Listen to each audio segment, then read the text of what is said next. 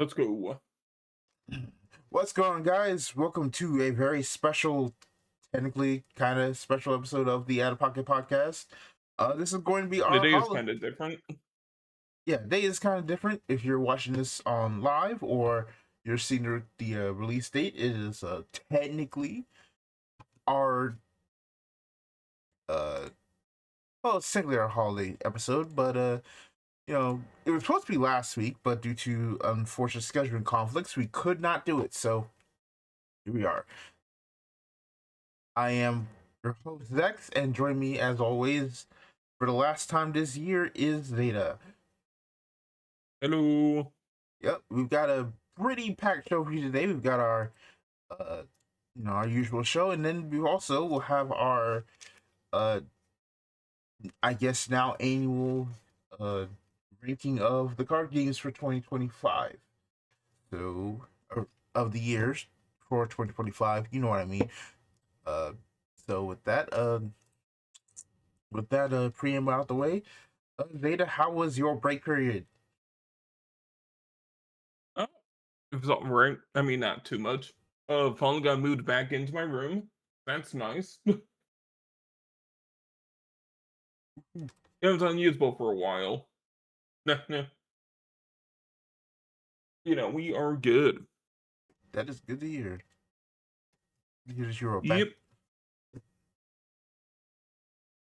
Finally got these disc plates set up. So that's neat.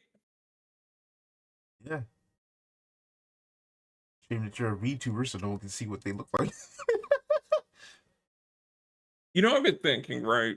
Like all these like VTubers have these like crazy like room setups they make for like chatting screens. I wonder how easy it'd be to just take a bunch of pictures of my room and like use like a cell shading filter over them, over it. And just be like, here. So try and like make like a version of your room IRL. I mean, in your style of whatever it is Uh-huh. call it. Interesting. I mean, I've seen some people actually like use The Sims 4 to design their own. I'm like, that's neat. I get a little creative these days. All All right. right. Uh, I mean, outside of that, nothing too major on the non-media front. On the media front, so yeah, I didn't get to play any card games. I don't know. At this point, I'm just here to say I'm gonna play some card games and then wax poetically about some in an armchair about card games. That's all I'm here for. I'm the armchair card game guy. It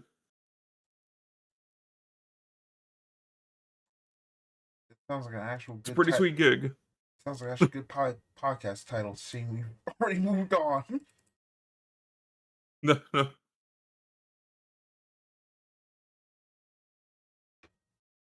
I mean, kind of works as a gimmick. We have, one person who actually plays the card games, and then one person who's an armchair card game complainer. I mean, technically, depending on the day, that could be someone. It could be either of us. True. You think I actually play V card? Hell no. Speaking of, this will be the one time I'll also let y'all know as a small spoiler. This will be the one time we acknowledge V card for the rest of the podcast until the heat death of the game. Let it be known. Let it be known. The last two streams, he's been the only one to mention V card. I've been on good behavior. You're the one who brought it up. Stop lying. I bring up in the pre-show. You actually bring up in the actual streams. Well, I'm just saying now. You will shut up.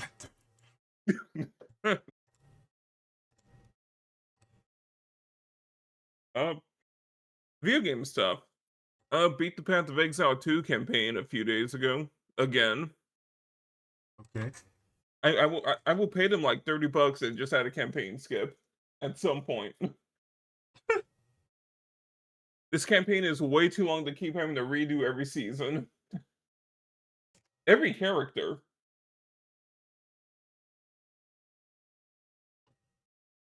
Like, I already know how they can do it. Like, there's a very easy framework in that the game itself has to enable, like, a way to not do the campaign. Just because how the end game works. It'd be super easy. They just won't do it, I guess, out of, like, some obligation, I guess, to the original owner of the company.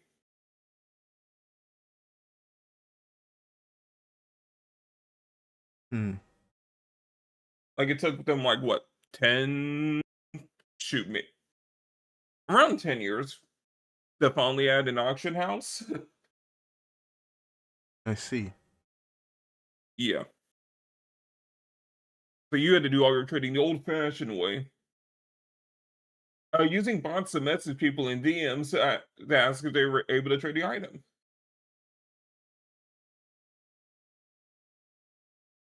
Not that I've ever used bots, mind you. Anyway, uh, Hmm. the big update for Inazuma 11 came out yesterday. Well, the first of the big updates, I guess. New shows here, cool. It's like, oh, sorry, you had to be in the rest of the game to get to the new story content. Oh, Hmm. yeah, that's fun.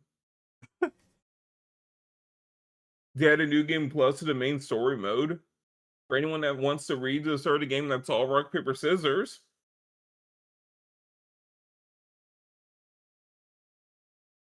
I'm not one of those people. Uh, Sounds like a coward. All this seems there may not be some busted item for farming that's only in the new game plus, which is evil.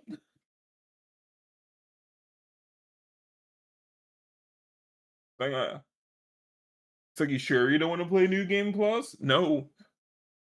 Well, here's an item that makes all your grinding faster if you do. Well,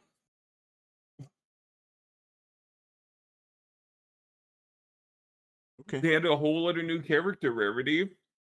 We need rarity. Wait, what?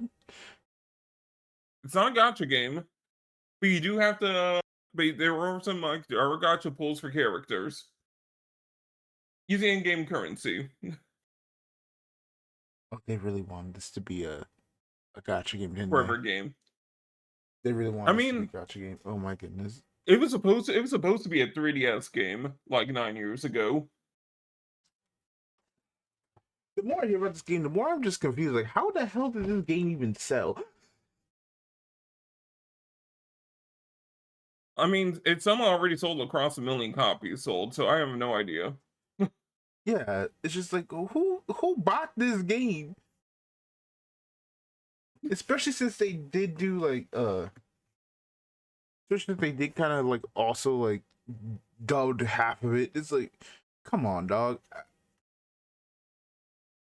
It's in development hell. The game went under 2 previous titles. It got shadow dropped almost no advertising outside of Japan.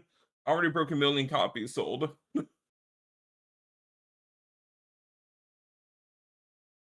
Guess people yearn I for don't know. Inazuma 11. Yeah, it was a pretty big franchise back in its day, You know, but I know I'm just surprised. I'm like, oh wow, this somehow worked. right? But yeah, the new remedy is a load of nonsense right now. Because unfortunately, it requires the evil thing of you have to recycle 8 characters of the previous highest rarity to make one of the new characters.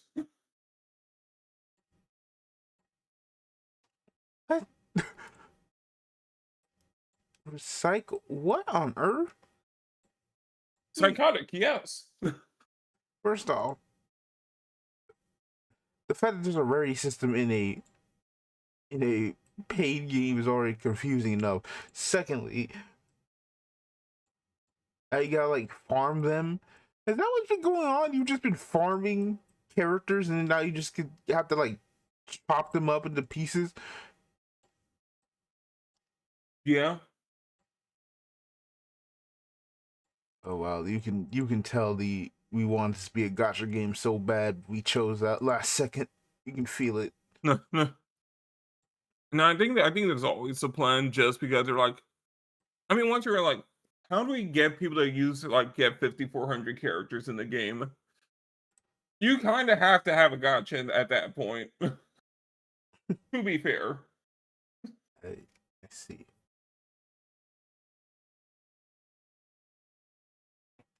I mean, it's almost similar to a card game. Every pulls it immediately 12 characters.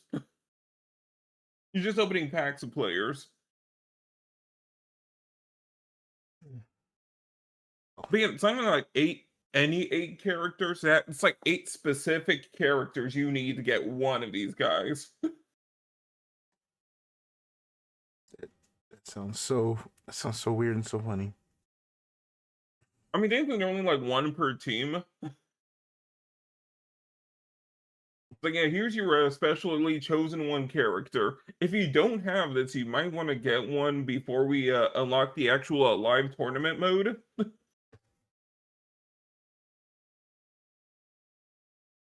Literally, what the creator said. These are the new meta units. You should probably get one. Have good luck before the tournament start.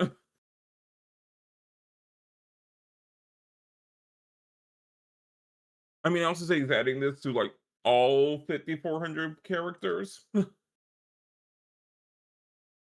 which there has to be a better method at that point. They wouldn't dare.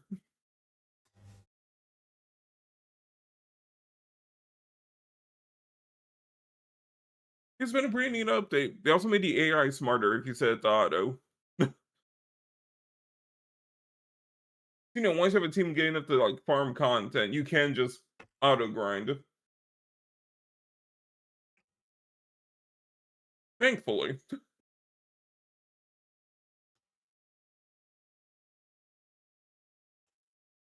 Hmm. Was playing some MTG Arena earlier. I finally started playing decks with creatures in them again. I've been going on a catastrophic losing streak.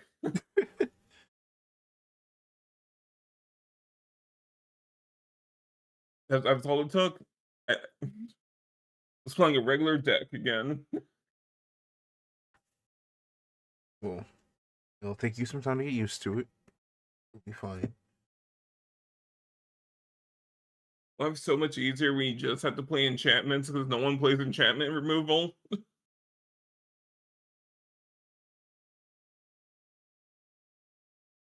Well, everyone that's not a green player.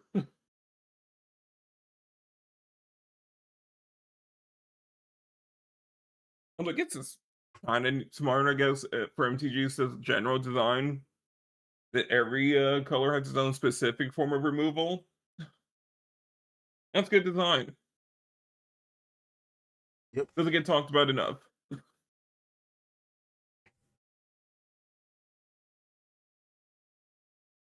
We've mostly been doing a lot of drafting or saving up for drafting. Now that Final Fantasy's back in the rotation.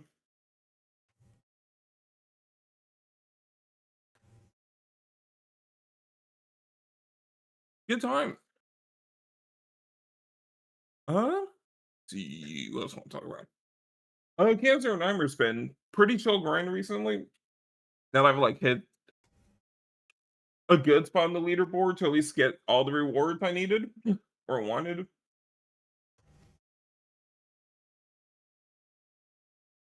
New updates tomorrow, and they announced their first limited character.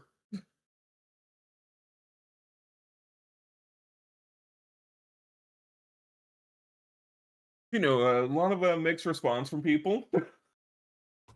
Is it the one I saw that has the skin that is just them? Yes, I didn't get the finish. I know.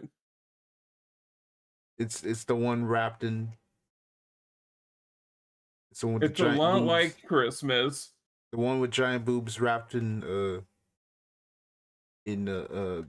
a bow.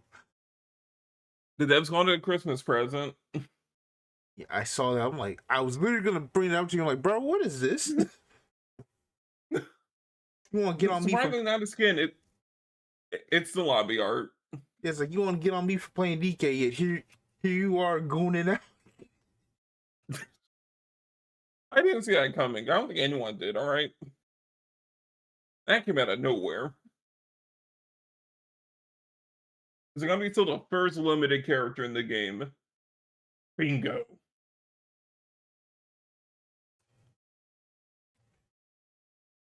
Hmm. So I'm just assuming they're just gonna do that. Like all the holiday characters are gonna be on a limited rotation. Everyone else is gonna get in the standard.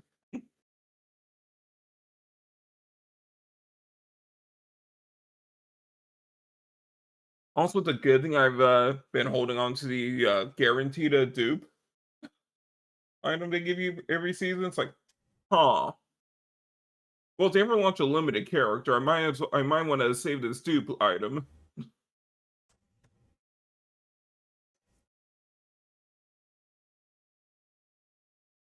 Yeah, they announced a ton of stuff alongside that character.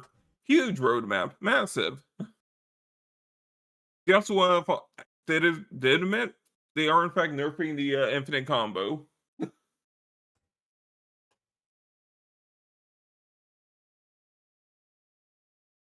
Oh shoot! All right. Of course, you have a lot of mad, angry players. It's like, wait, nerfing in a gotcha game, huh? Like, that's not allowed. Wait, that's illegal. All right. Like, guys, they're both 4 stars.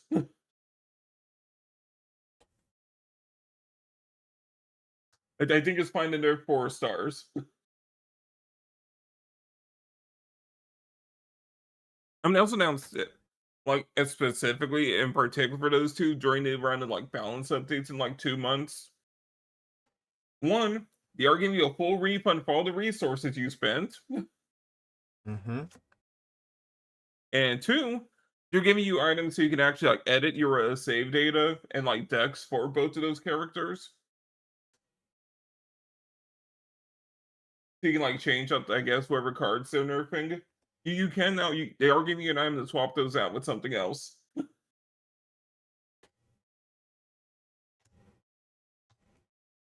is probably the best way to handle it.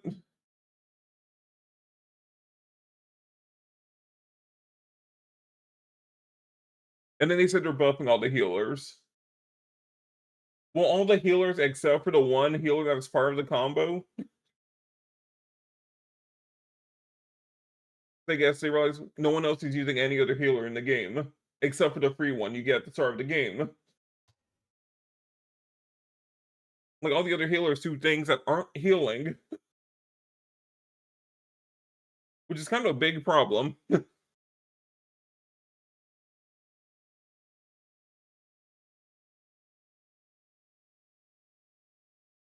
Like we have buffers, we have some weird jack of all trades.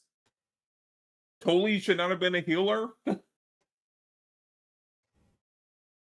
It's a mess.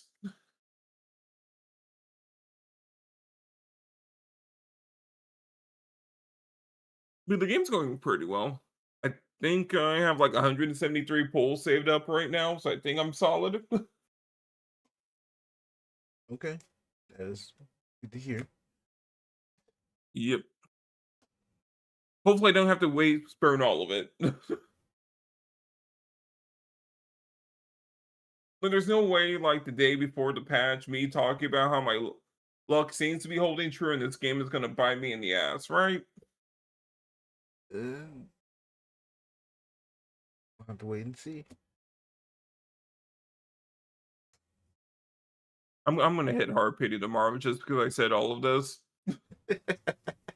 About to hit hard, about to lose to 50-50, then hit hard pity twice, and then have like nothing left for the weapon. Just for this conversation right now. Good luck with that. Outside of that, not too much game wise. That stupid Android shit is thankfully over. with the dumbest ending I've seen in a while. Mm. See, I thought the backstory was bad, and then they found a way to conclude it in an even sillier fashion.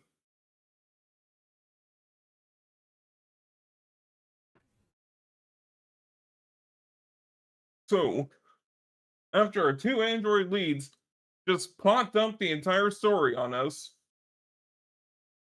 they wake up and they realize,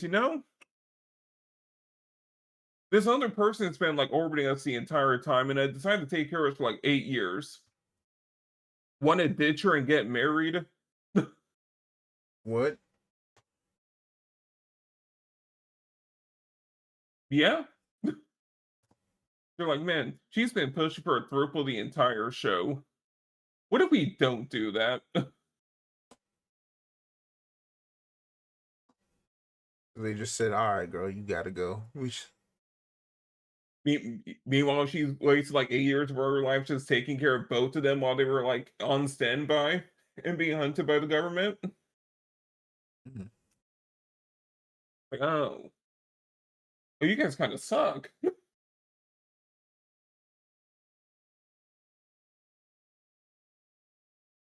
And then I don't know, surprise villain's like, hey, what if I like, I have a proposal for you, right? See, the reason they don't love you is because you're not an android like they are. No. And conveniently, we have this android we knocked out a few episodes ago.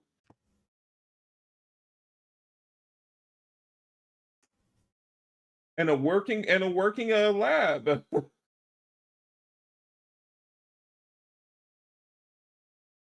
they, they, they shove her brain in an android. Oh my goodness. Okay.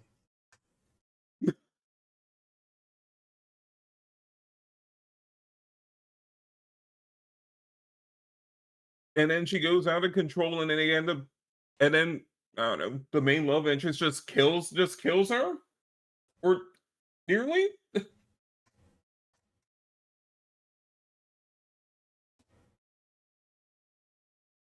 Yeah, a lot of stupidity. It's fine. It was a cool fight. And then they find the main character's original creator, the guy from the flashback, who somehow survived like 200 years in a med bay.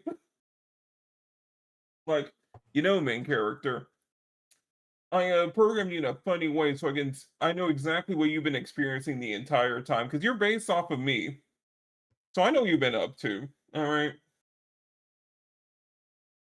I know you've been bullying that brown girl that's been following you the entire time. It's not good. And then he reveals he's the entire person that legalized polygamy. He's the person that legalized polygamy. Entirely, I guess, knowing or predicting this would happen.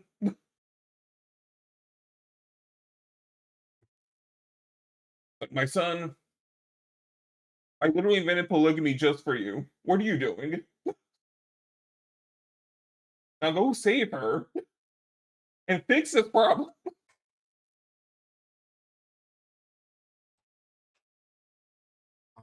I'm. I don't want to hear any more, dog. I'm good. I'm done.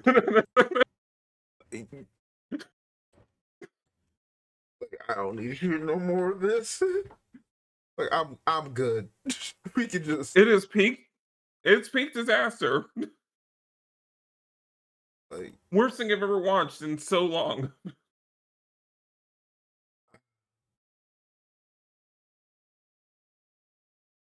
Yeah. so what was the show one more time? Uh Toa no Yagure.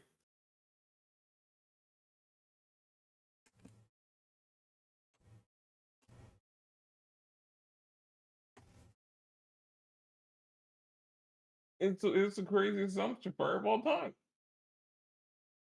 I don't even pull the poster up on my stream.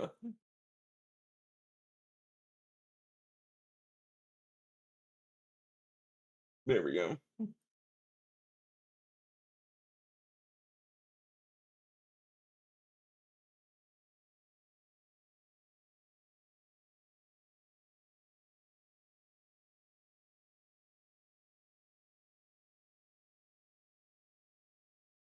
Cool.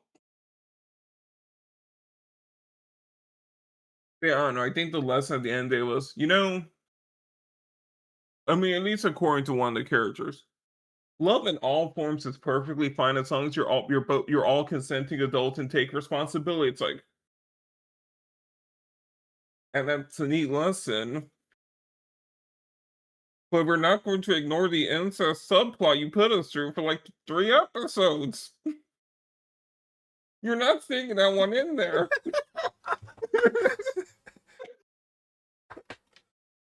We're not. Oh, you You thought we are had not an allowed to answer? have that Nope. message. They showed him at the end too during the ending montage.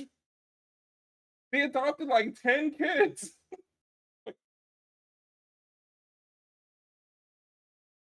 It's like you tried to sneak that one by us. Oh, I think I think I have some I'm good ammo for something launched later. yeah, I'm so glad it's over.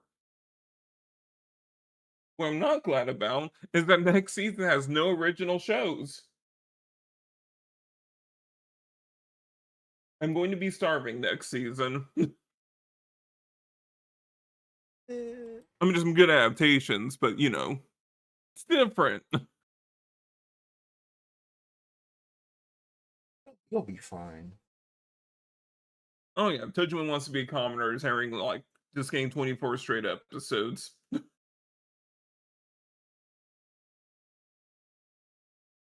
Which honestly, that's been a fun show. Like, yeah, that one's a real palate cleanser.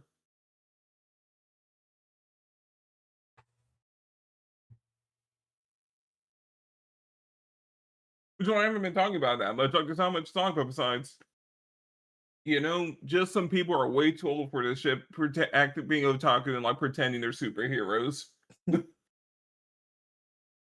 with real villains.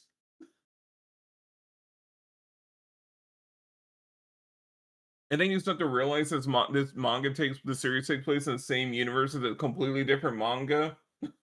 It's like, oh, what do you mean this is a stealth sequel to Air Master?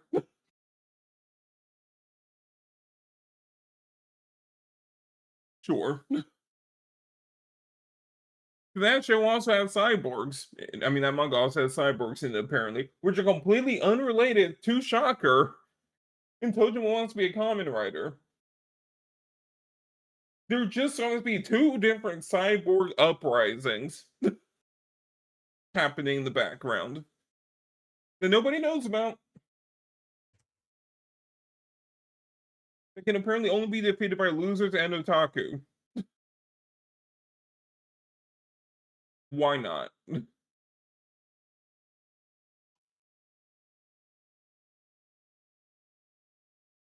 Great. No, see, it's been super interesting. Show came up with a pretty interesting way to handle the all the route splits and like trying to like clear all the routes. It's like, huh. Well, you see, if the main character just wakes up as a girl every few time loops, he can start clearing all the other romance routes. Brilliant.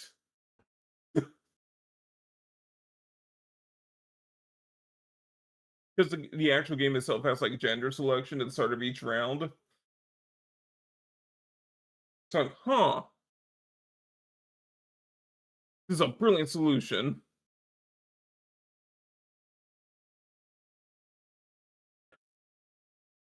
What a weird show. Mm. Fun. Like every episode, you just like walk in, you get kind of something different each time. Okay.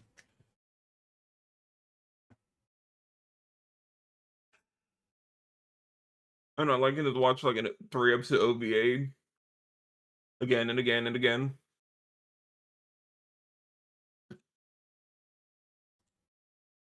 Kamen Rider's been pretty good. Oh, nice. I'm glad you've recovered from your dislike of Zets originally. See, I think I've realized my problem is, right? Depending on what time of day I'm watching the show at, any show at, my opinion on it will like swing wildly. Like I am much more critical of any show I watch in the evening. If I watch it any time in the afternoon, I'm perfectly fine with it. My opinions are much more positive.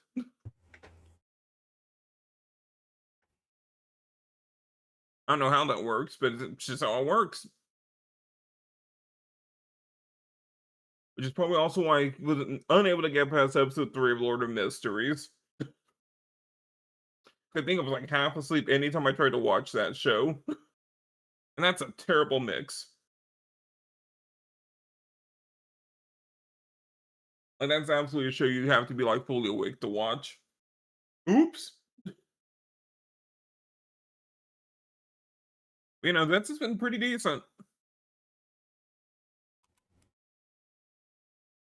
You know, the more I think about it, the more I can see some of these plot twists a mile away that I'm not going to talk about. Because one's like, oh, that makes sense given the genre.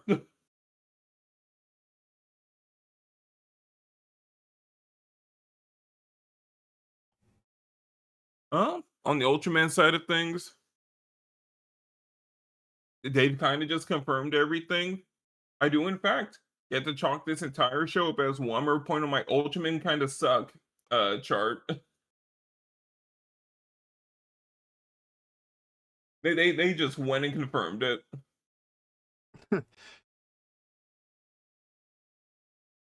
Like one, he did in fact kill humans in that one time he went to the future. Two, that was in fact the ship of refugees he blew up in the episode 1.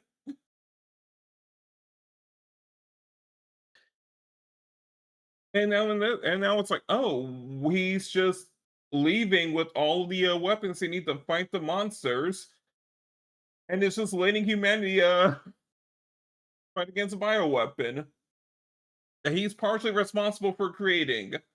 Cool. You've turned into the main villain. You might just be the main villain of the show.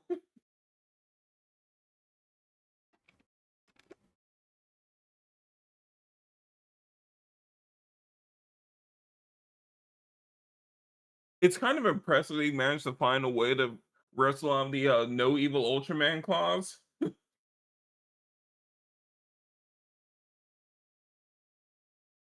using very extreme forms levels of neutrality. So you guys said no evil ultras. This one's completely neutral and hands off. It's fine, right? Right?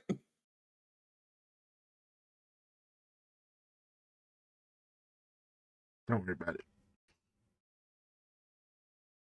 It's kind of weird because they can't do what they normally do with every other evil ultra and just go like, see, we someone just infect them with some monster DNA so they turn into a monster like after they turn evil. We found a way around it. That's not an Ultraman, that's a monster. Don't worry about it. Can't do that here.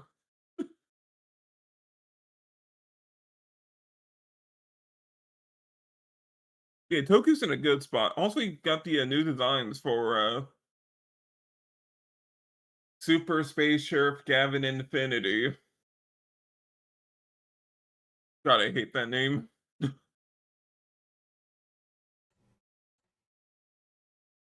Hmm. Like the suits look kind of neat. I don't know how I feel about the giant robot. I also kind of think replacing Sentai with another show about a team of colored superheroes with a giant robot's a little ridiculous.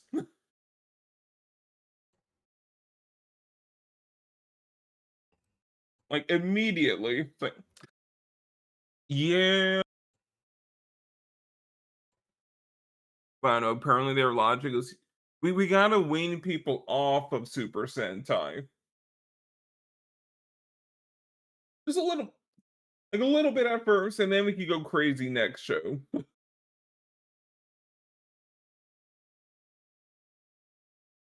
Just gonna let people just, learn to adjust. And then wait for the Disney Plus show.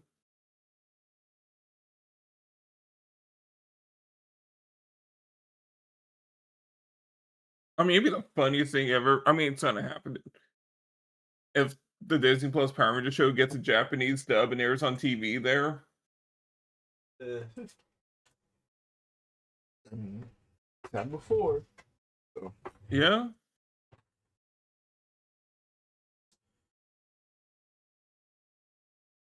Yeah, overall, I don't know.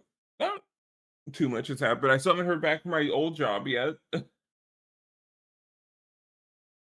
But I'm sure I will.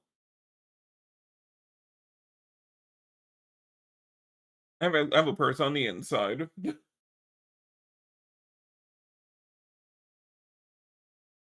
Okay, there. But I mean, I don't know. I was like trying to hope they would give me a good deal on RAM, and I'm like, yeah, I'm not buying 32 gigs of RAM for like $300. Get out of here.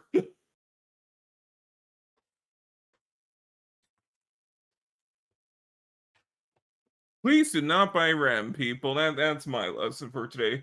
Just wait it out. It ain't gonna happen, bro. I mean, I'm aware that OpenAI purchased like 40% of all unmade RAM for all of 2026. Yeah, that is the most like you were. How is that allowed? If there's any other way to just explain, yeah, no, these people are evil as hell. Yeah, I've already pre-purchased stuff that isn't made because I want my failing project to work. Like into the like how is like imagine if, I don't know. Like oh yes, see the rail industry requires all potential metals inside this mine shaft for the next 3 years. Huh? You don't want to buy the mine shaft? No, we want to buy all the metal inside of it. The metal we don't know is in there? Yeah. And it's so insane. And it's just good. Oh yeah, all this stuff needs like that's what makes you so mad, bro. It's like all this stuff needs so much power. Okay, well since they need power, they going to pay for that extra power? No. So it's gonna Nope. pay for it. Uh, what's your address again? Why do you need that? Just to make sure. Yes. Mm. You are. Oh, it's only going to get worse, right? Because all these companies are also building a bunch of nuclear reactors. And what are they going to do with and are they going to keep building these nuclear reactors once the stuff goes belly up? No. We're just about to get a bunch of abandoned like nuclear reactors and Oh yeah, bunch never of meant to power these data centers are all going to go defunct in like 2 years. all for all Google. for All for fancier Google searching. which is crazy. Someone lit. I saw the moment. The moment I knew it's like, oh, we're actually thing was. I'm pretty sure this thing was a bot, but it's like talking about. Oh man, look at this AI calculator. You mean a calculator? Yeah, It's an like, AI calculator. and they tried to do like a symbol thing and put it into the thing, and it's like, and it was loading. I'm like, what? Listen, man, I don't need a calculator to load. A calculator literally would press equal and get the answer. But nah, you want to see? Look at the power of AI. It can calculate things for me, dog. If the If my calculator can't do 1 + 1 = 2, I don't want it. Wait, oh, hey, did you hear that Microsoft announced some plans that they're going to rip out all the C++ code out of Windows eventually and replace it all with AI-based vibe coding? Yep, I saw that today. Like, Oh, I hate Microsoft. I've never like my my computer will die on Windows 10. I've decided it. man, I'm on Windows 11 right now. I'm just like, just give me a date so I can put my operating system in a freezer.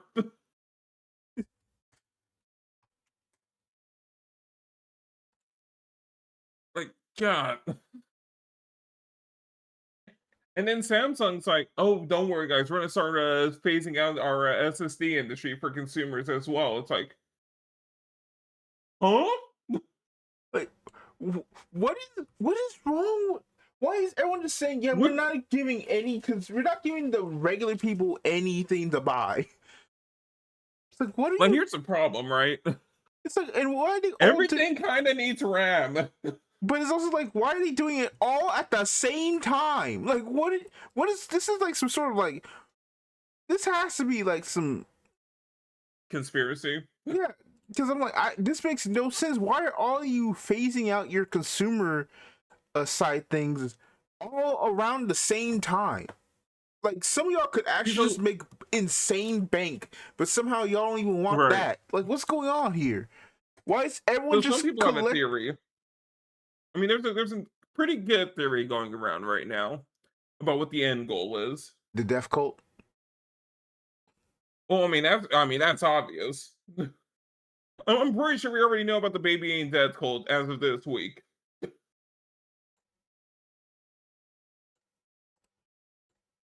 The actual reason, besides the death cult, they want is that they finally found the perfect like opportunity to force a subscription-based cloud computing on everyone, and they're just going for it. If the consumer can no longer buy a computer that can run applications, we'll just force them to stream everything they do and harvest all the data. You remember what I said last podcast? Shoot, no. About so many people just need to be tried for for crimes against humanity. Yes. Still my statement. I'm not rescinding that. You know, I fully agree. Like, this is actually just evil bullshit. Like, genuinely, is like, And yes, Proto, you're completely right. We just have to do things the old-fashioned way and burn down the data centers.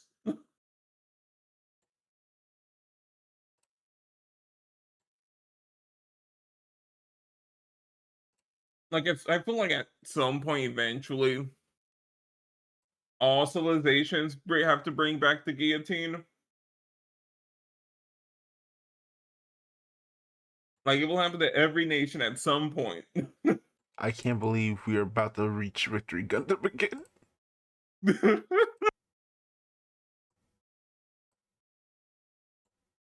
I Victory Gundam is. I feel like the worst part about Victory Gundam, ironically, is that Crossbone also happens before it.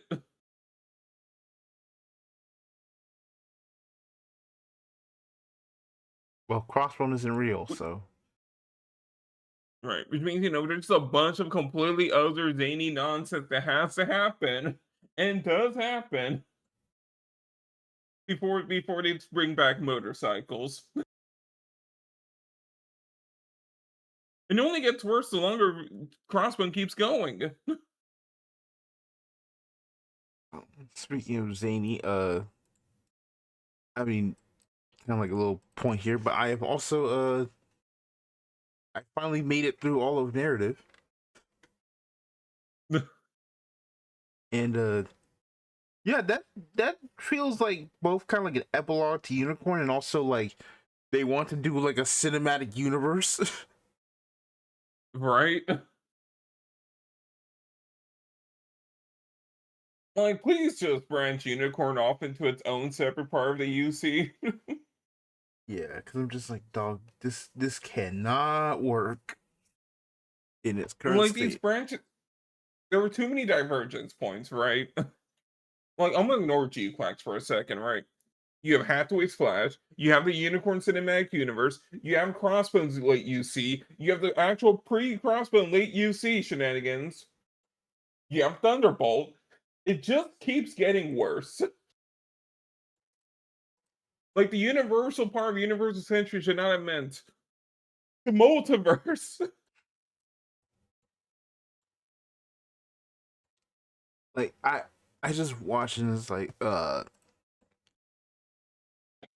man, like it's so weird because it's like, man, without doubt, like the idea of it being like, yeah, the unicorns are uh yeah, the phoenix is like this weird anomaly which exists, and then it's like, oh, it flies off. Well, we'll never have to deal with any unicorns again. Except, oh no, actually, the unicorn and the banshee actually weren't dismantled. Yeah, and don't forget the Phoenix shows up in like G in a random like G Reku special later. Yeah, it is no, like I believe they remake it from what I hear. They just remake Uh, the, the phoenix out of like the details out of old specs. So they just remake the phoenix. It's like, how do you get the plans for that? So it was like, yeah, no, it's just like, so the phoenix in G Reco, there's technically a phoenix uh Ars Goetia in IBO somewhere. Like obviously it's probably something Like, different, but we never know. yeah.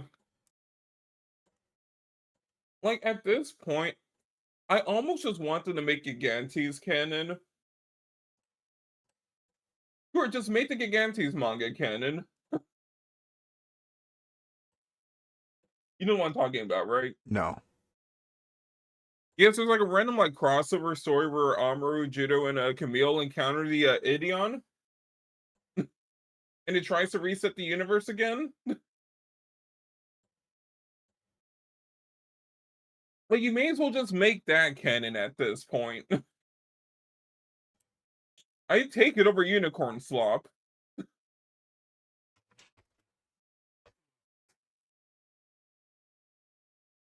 Like it really just There's nothing wrong with making Idion a prequel to Gundam. I'm just saying.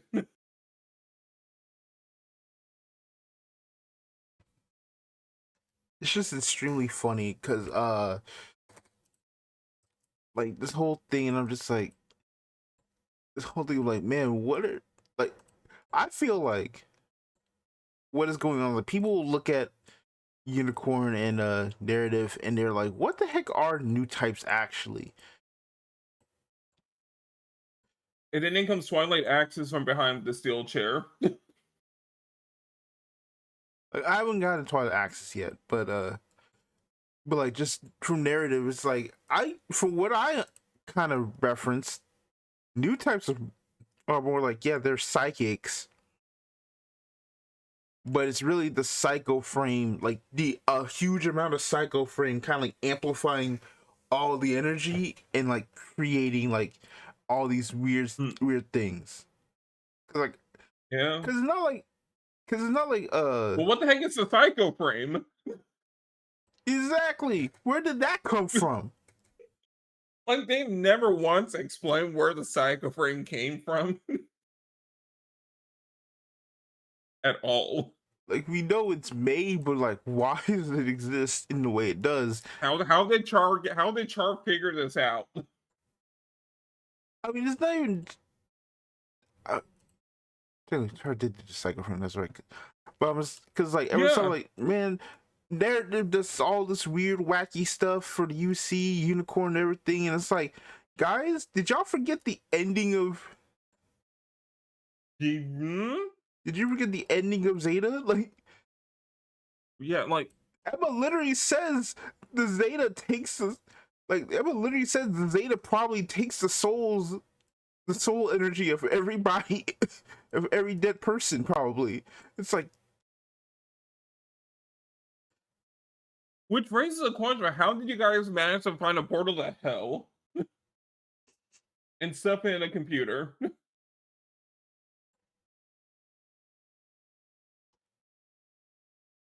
Like we know Zeonic, like we know, yeah, Zeonic made the like Psycho move, right? uh-huh. So we get our, yeah, it's like cool. Remote weaponry. That's it. They did nothing else with the Psycho frame. There is no way you go from remote weaponry to I see dead people in 7 years.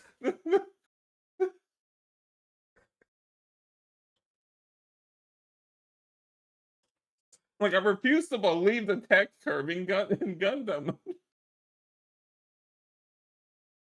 Like unless there's an actual warlock somewhere that created the Psycho frame. That's a sick joke. It doesn't make sense. Really doesn't.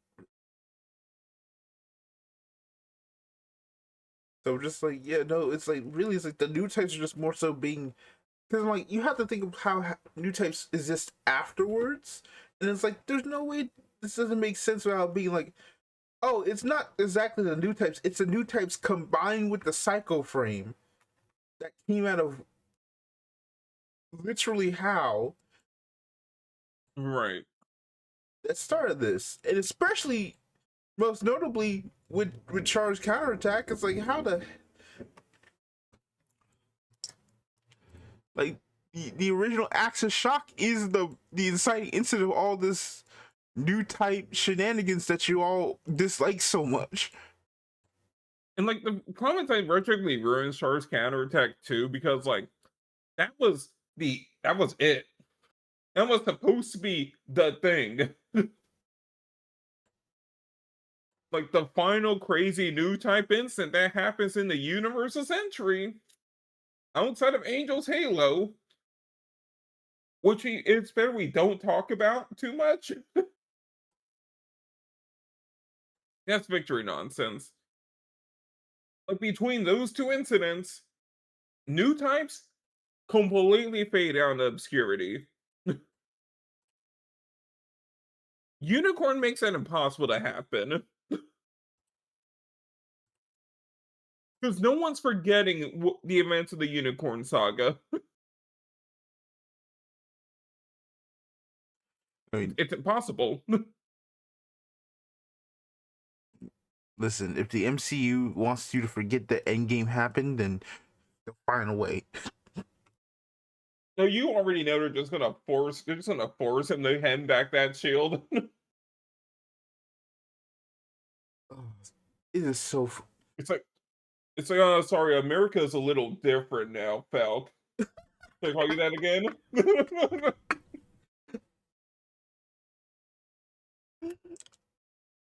Oh man, I am so actually just like I think my curiosity with Doomsday is no longer about if it's going to be a good movie. I am 100% convinced it is going to be booty cheeks. But my curiosity is, how do you justify all of this within the natural sense of the world? Like, I just have to know. My curiosity of how are you going to try and justify this? That Secret Wars nukes this entire timeline from existence. They'll they'll just have like a random scene in the middle where like where the entire Council of Kings shows up for like 10 minutes to fight off the enemies and causes a big explosion. It's And just then we all so go, funny. It's like, and there goes the King Dynasty. it's like I'm just like, this is gonna remind me of why I never watched Transformers, like the last two Michael Bay Transformers movies, all the way through. It's just gonna be like, oh, I know exactly what's gonna happen. Just gonna be some utter nonsense that is going to ruin Yeah. everything.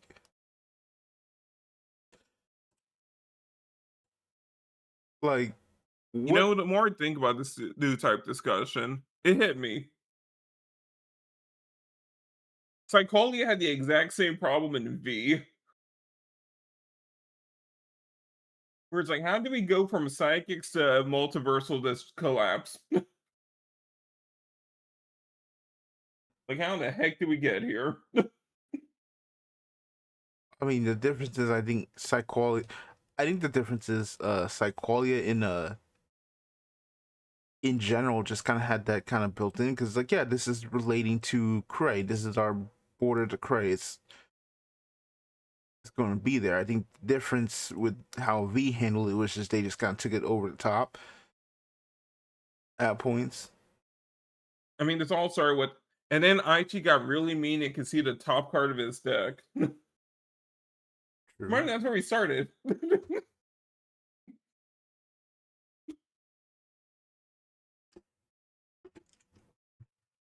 But yeah, it's just I mean, I see this. I completely forgot. Oh yeah, there's a plot to narrative,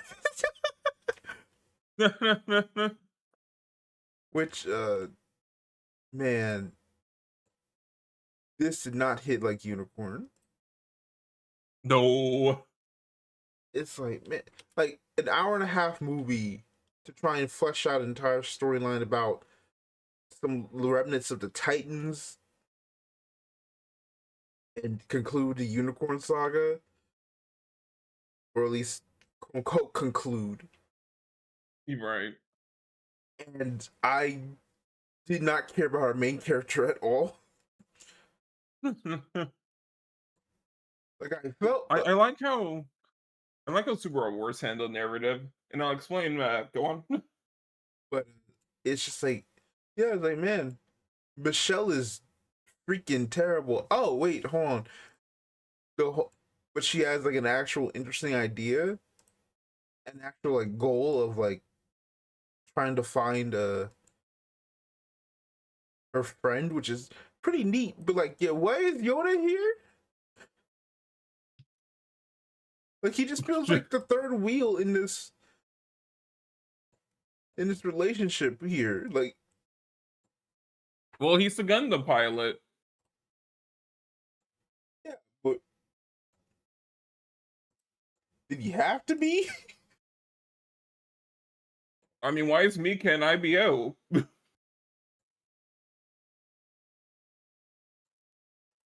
He's the Gundam pilot.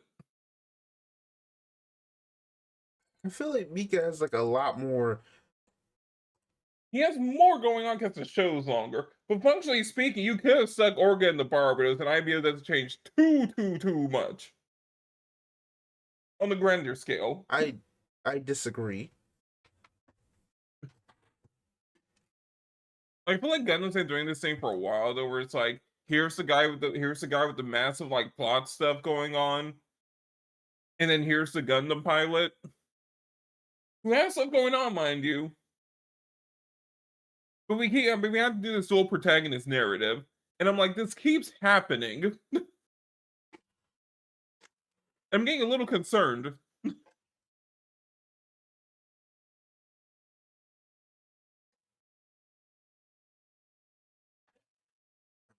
Say and Reiji, Mika and Orga, Suletta and Miorine.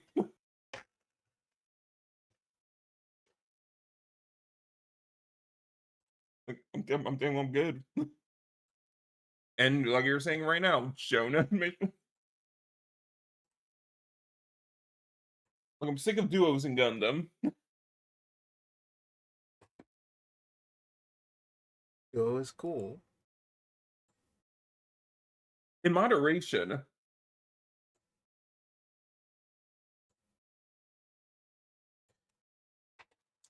Anyway, yeah, narrative's just all right. Hmm. Yeah, I think Super Wars had the right idea. Where it's just like, boom. And then Char and Armor beat the shit out of the Neo Zeong. Like they just wheelchair, they just like all right, Jonah, we're gonna train you up a little bit, but also we're completely handling this situation. Like Bright figures out all of it, what Michelle is up to and like handles that part. And then Armor in Charge just tag team the rest of the plot. Like Jonah's only there to talk to the Phoenix. That's it. The adults take care of all of narrative in Super Robot Wars. I mean, then is that really handling it? Because it's like it's just Like I think they were just forced to include it in the game, and they're like, we don't want this here. yeah. It that doesn't sound like actually like doing anything narrative. Since more like we will literally ignore narrative. We will literally keep narrative's plot points. We'll literally ignore everything else about it. Yep, just going doing the exact bare minimum. Like It was clear disrespect.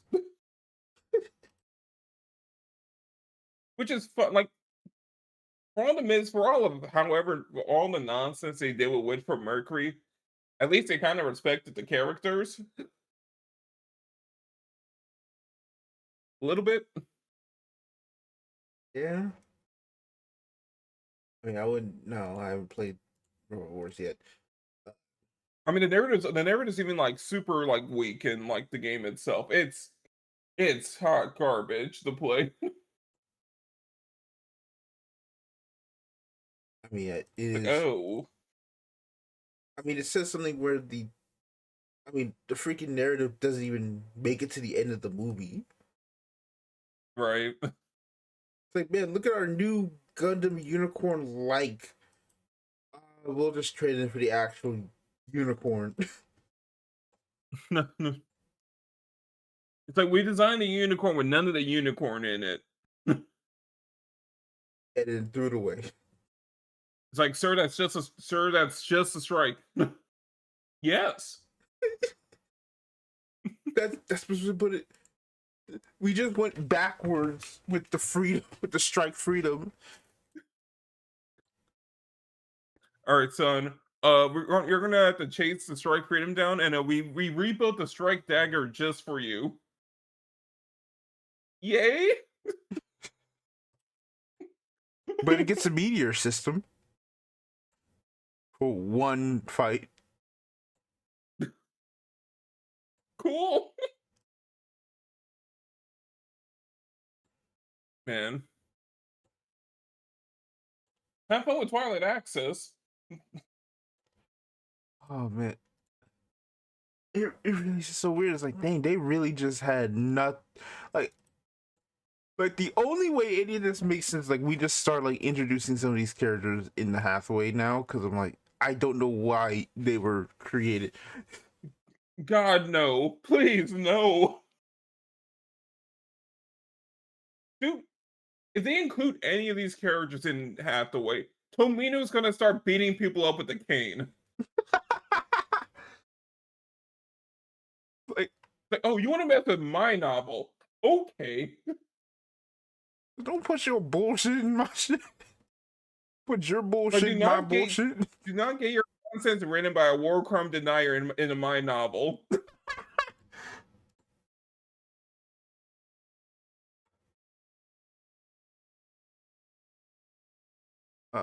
Okay. Anyway, I kind of took over your segment. No, you're good. I completely forgot about one thing actually during this. All right. Apparently the Duet Night Abyss big update that was supposed to like save the game came out. What I've seen on the grapevine, it did not save the game. I didn't know the game was in trouble. Oh yeah, everyone's always like, guys, we know the game's underbaked. We know it's just a cheap imitation of Warframe, but trust us, the new stuff they're showing for 1.1 gonna be the real star of the game. Trust us. Uh, Nothing to fix the weapon balance, so items are useless in the game still. They made the grind longer. They made they made the one specific super special banner character from the first patch that everyone loves. She's now the force character you have to use to clear the new content. All the new weapon mods and item mods they made are only for her. The new graphics engine update only works in the new region. The game's even buggier. It crashes on phones now again. The Steam release got delayed.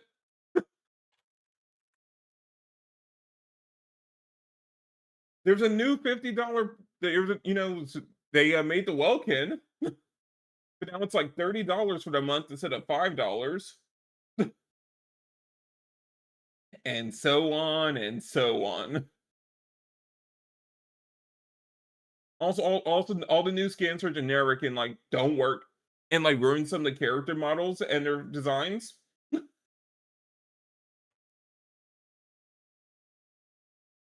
Also, doesn't want to start on Epic anymore, and it doesn't work on Linux anymore. It's like you guys had one job. This is your big update. People kept hyping up.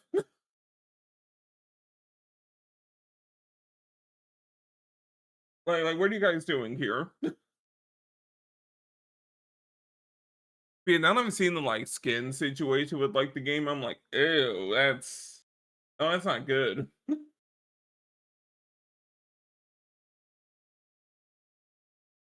So Zechs, the way the skins work, right, for like costumes and whatnot, they don't conform to the models. They just kind of stick the model's head on top of the on top of the skin, pretty much. Oof. So you know, all the like characters, different body types, they all just get shoved into the exact same look, pretty much. Which makes it worse. You have to buy the skin for each character.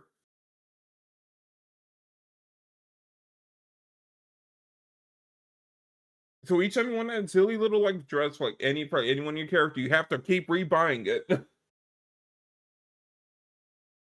You know, like people crucify Destiny 2 over this, for like the skin for like the colors. It's even worse in Duet Night Abyss. The skins gives all the female characters the best up. Exactly. It's like, how do you do this? Because only a new like pack where it's like, oh yeah, here's a $50 pack that has everything you need to upgrade an item one time. It's like, oh, we're doing this thing now already. It's like, well, our game's free to play, so we nerfed the way to play for free. And then we sell you the solution to the grind. You'll have to buy it. Like, I think someone's holding the monkey's paw. All right. When they were like, I want a gotcha game without the gotcha. That monkey paw was just curled up immediately. I think people forgot, right? I think everyone just forgot Maple Story.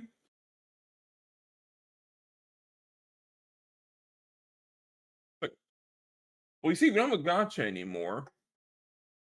So we will just keep inventing new ways to nickel and dime the players. Because you've now given us permission to charge whatever you want. Because the same thing in Maple Story. You can technically play any character class for free. But they're going to invent newer and newer ways to gouge you for money at some point. And it's happening here.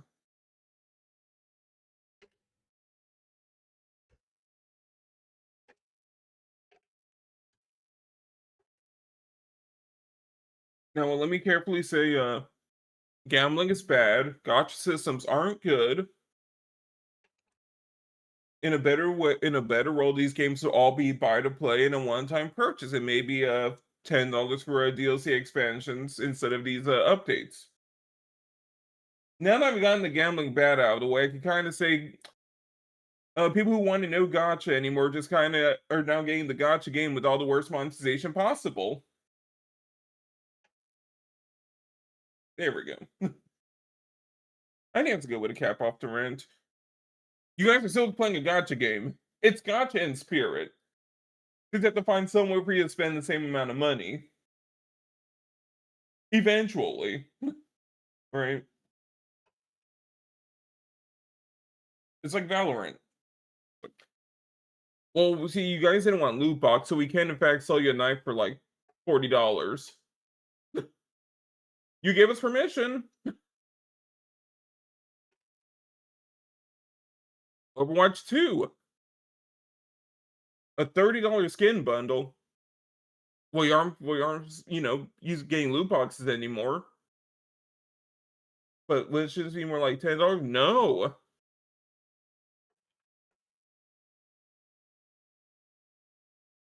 You're all just sick of live service games as well. I mean, I don't even think. I mean, yeah. I mean, live service games in general, like you kind of just have to pick like a few and just stick to them, or you're just gonna burn yourself out. Some people have Warframe, some people have Destiny. I have Chaos Zero Nightmare.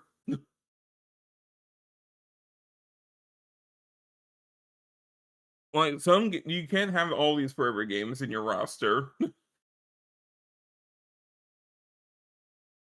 Honestly, apparently people just don't like the new region. I'm not surprised. You guys didn't even wait a single patch before dropping people into Fantasy China next door. It keeps happening. This has to be a mandate. Unless they really copied that from MiHoYo games as well, right?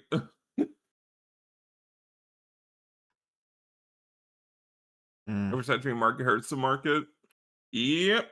Like, I feel like we're gonna hit a gacha game implosion, like either next year or in 2027. Because all these people are making open world 3D gacha games. Something's gotta give. Like, at least a few of these are gonna crash and burn. And then we're all gonna go back to 2D chibi auto battlers.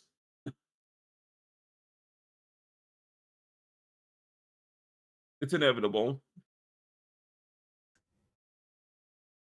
I think I'm done ragging on Duet Night Abyss. All right. How was your break period? It was kind of interesting. Just did a lot more extra work on eventually, getting the channel ready. Worked on kind of like the year end. Like I've been struggling trying to figure out what I want to do for like a year end thing. So I'm just probably just gonna do it in 2 parts. For my main channel. As for anything else, finally kind of like decide what I want to do with the, uh, take care of some of that some more school stuff.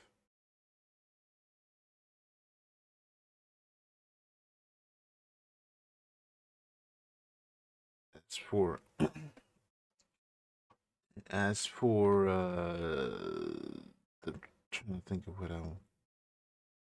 Is there anything else I want to just? Okay, so I I am almost done with the Daybreak 2, the new Trails game, which I have just started the part in which people say is like the worst part of the game. And I'm about to hit like the actual plot stuff for it. So I'm just like I'm ready. Sweet. As for anything else, Wuwa 3.0 drops tomorrow. I still have not finished Renacita. Probably might just kind of, depending on tomorrow, I might just go through all of the rest of Renacita and just kind of burn through it. Kind of catch up as much as possible. As for Nikkei, just kind of waiting for the kind of wait for New Year's update. It's stream, I think this week or next. I think this week end. I forgot. Hold on, let me check real quick. Um, yeah, we get a stream. I think for. Oh no, it's next week. Yeah, we get a stream on I think Sunday. Yeah, we get a stream on Sunday or like Monday for the next update. But we kind of already like know what the character is because somebody checked the.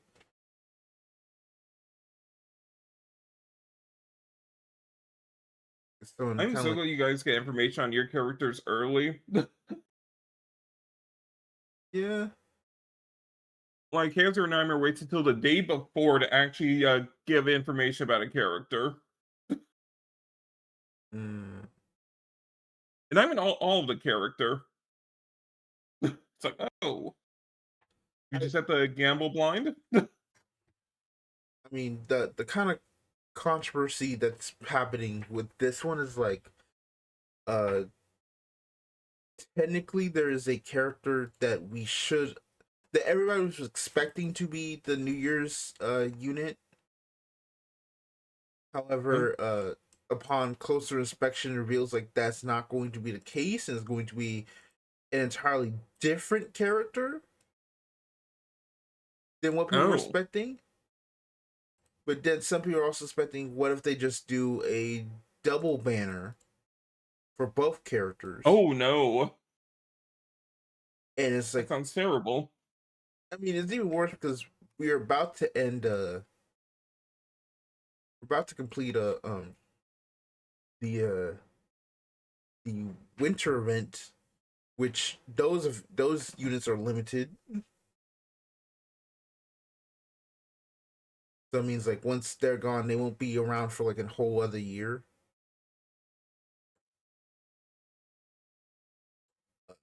Like, I feel like you can't do like two new characters in a single like banner period. I mean, you can, but I mean, we're not gonna get them at the same time. It's gonna be. It's usually like we space them out like 1 week, like one of them 1 week, then the other week, and they keep going until the event's over. Huh. Yeah, it's like 3 weeks of them running. So now, thankfully, because of the Nikkei Gotcha system, we can just we can obviously just put them in the wish list and just kind of roll for them normally and kind of get them from there. But still, like, kind of crazy the idea of we might get a double banner for New Year's on that and be. Hmm. I don't think we're going to get a double banner because they kind of put like this: the character that is supposedly like what we're supposedly getting is more so like a follow up to the 3rd year anniversary event, which I talked about. Mm, So I feel like they would rather just kind of focus on that. yeah. But the other reason why people speculate that's because we already have the other character design like that's pretty much like been done and has been like put in official material of like, yeah, no, this is the character's design. Huh. So it's like eventually it's gonna have to drop, but it's like the fact that it might not drop or it will drop alongside a double banner period for New Year's is kind of it's kind of this big confusion, the big question up in the air. I mean, at least they won't pull a ban on you and just have a second shorter banner like right after. Uh-huh. Uh,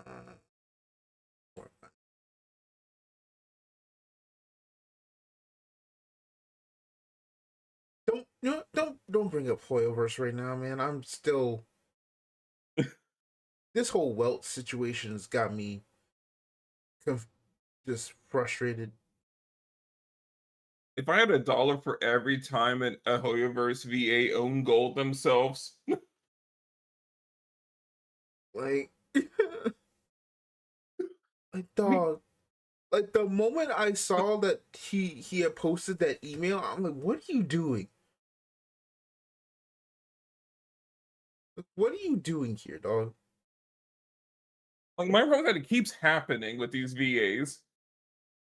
Like, guys, Hoyoverse has screwed me over, blah blah blah blah blah. It's like 5 seconds later, like, okay, so guys, let me explain. So I just need some money, and I know I just, filed a wrongful lawsuit, but Hoyo bad, right? Go, just go. Wait, what? What do you mean need some money? What are you talking about?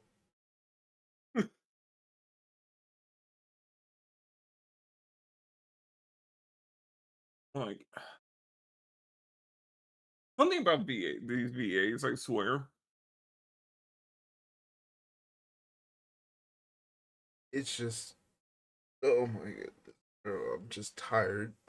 I'm just, I'm like, because like, oh, he's gone. Oh no, that's bad. And it's like it just sped ran to just what are we doing here? Like, come on. Yeah.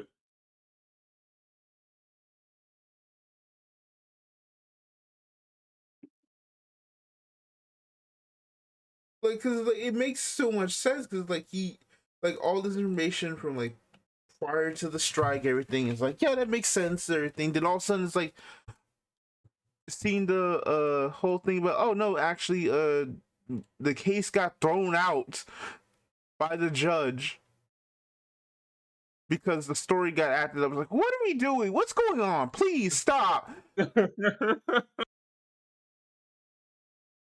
Like, dog, you're a veteran in this industry. What are you doing? Right. Like, this don't make a lick of no sense. What's happening here? Like, I get it. Like, if you've been really just working without a contract, okay, that's fine. But like, you gotta deal with that. You can like deal with that shit. You can just negotiate. Or like figure out something else in the ending. It's like, or just move on. Like, I'm sorry, but I still, at the very least, the thing you should be doing is like suing whoever you had an issue with not having a contract set up and the delay and all that Right. stuff. You take care of that, and you take care of that independently, and you just gotta move on. The moment I saw this whole like he dropped the response track, like, this is some heat. Like, what? I knew something was wrong. Yeah. Like, in the way it was worded, was like, this is supposed to be about business. Why are you saying this like goodbye analogy to this dog? What are we doing? This is like, it was too performative for my taste. Uh-huh.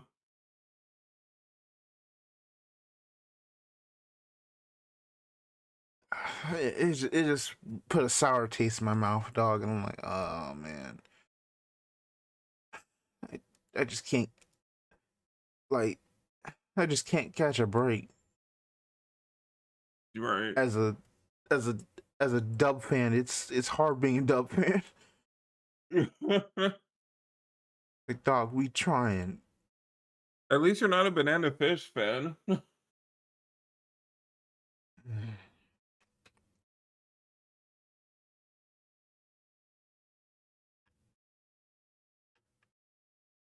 No, I'm worse. I'm a Trails fan.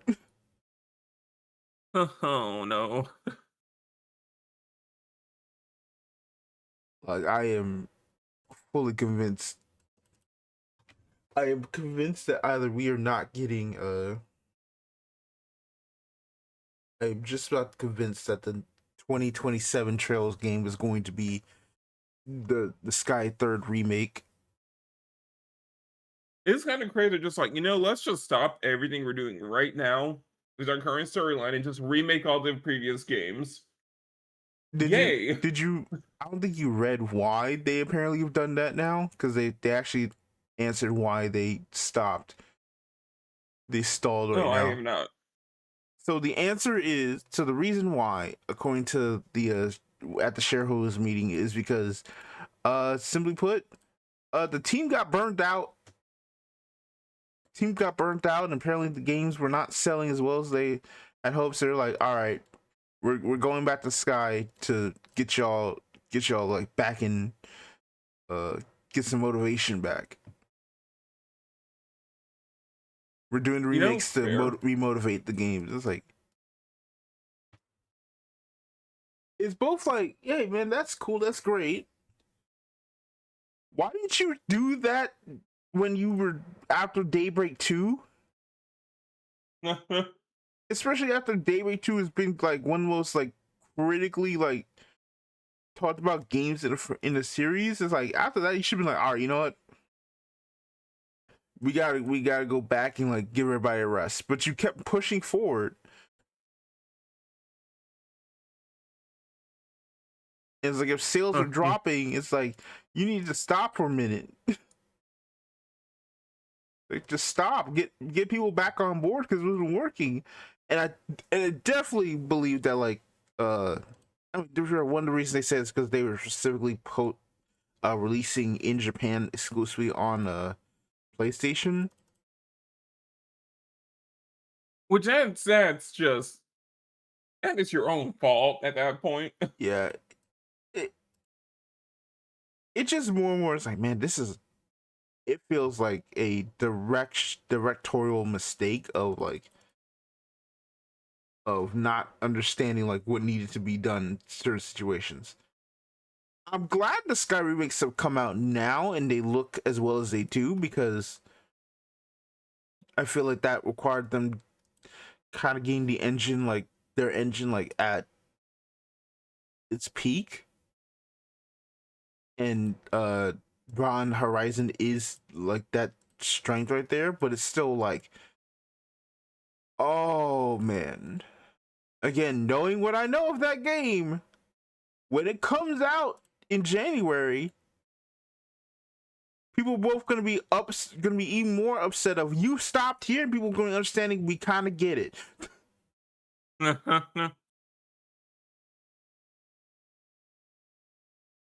Yeah. Like, I mean, I get why there'd be like some kind of like, we call it churn with the Trails games. It's like, yeah, guys, we kind of just released another volume of the Silmarillion. Oh wait, yeah, guys, I'll play all the previous parts. Yeah, what do you think this was? Final Fantasy?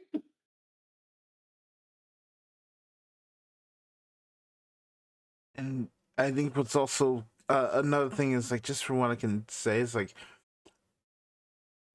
Daybreak is very like weird because it has the Daybreak saga has been like weird because like it's partially like this because it's very obvious like when they were talking about Daybreak 1, they were saying like this is probably gonna be, we're kind of making this like its own like independent thing.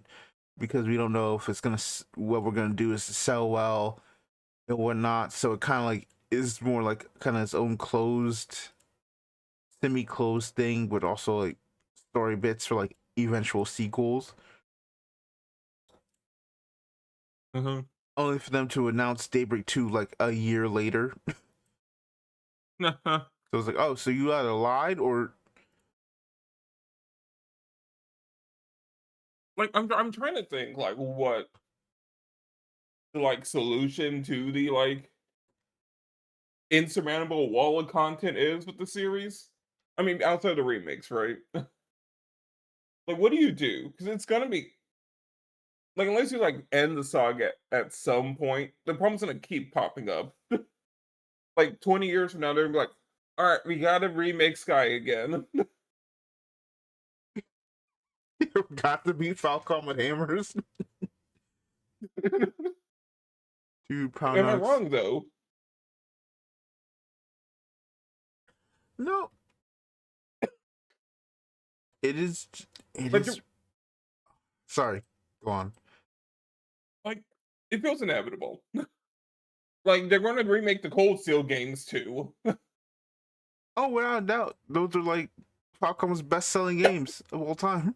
Right. Like it's an inevitable saga. You either end the series or you find like someone to do like no long sagas and just kind of do what the Tales of games wish they could do, where you just place everything in the world. But each game is like a one-off with cameos. Well, I guess the Atelier games, like how they do it. You get maybe like 1 to 3 games of the cast. They're smaller games, but they're like in a completely different region. And the overarching lore does not matter nearly as much. So you don't have to play the previous games at all. I mean, that's kind of like, but that's kind of the irony. Is like that's what made the series also special.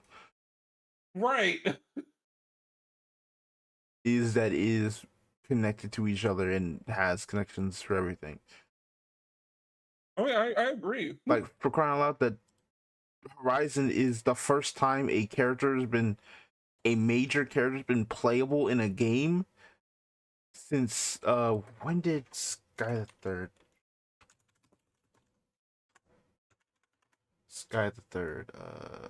not the Doors. Let's A see. Tales of Tales game.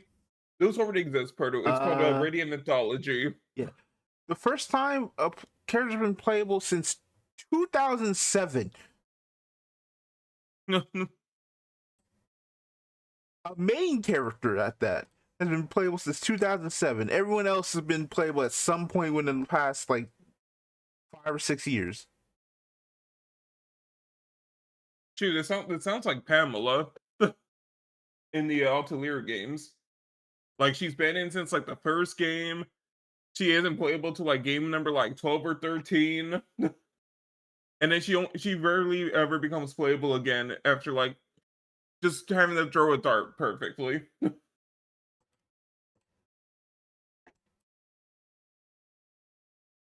Oh, Tales of Tales, fair. But yeah. Like I get what you mean. Like it's a damned if you do, damned if you don't situation, right? Mhm. Like you have to keep going. But you're only gonna increase its burnout rate.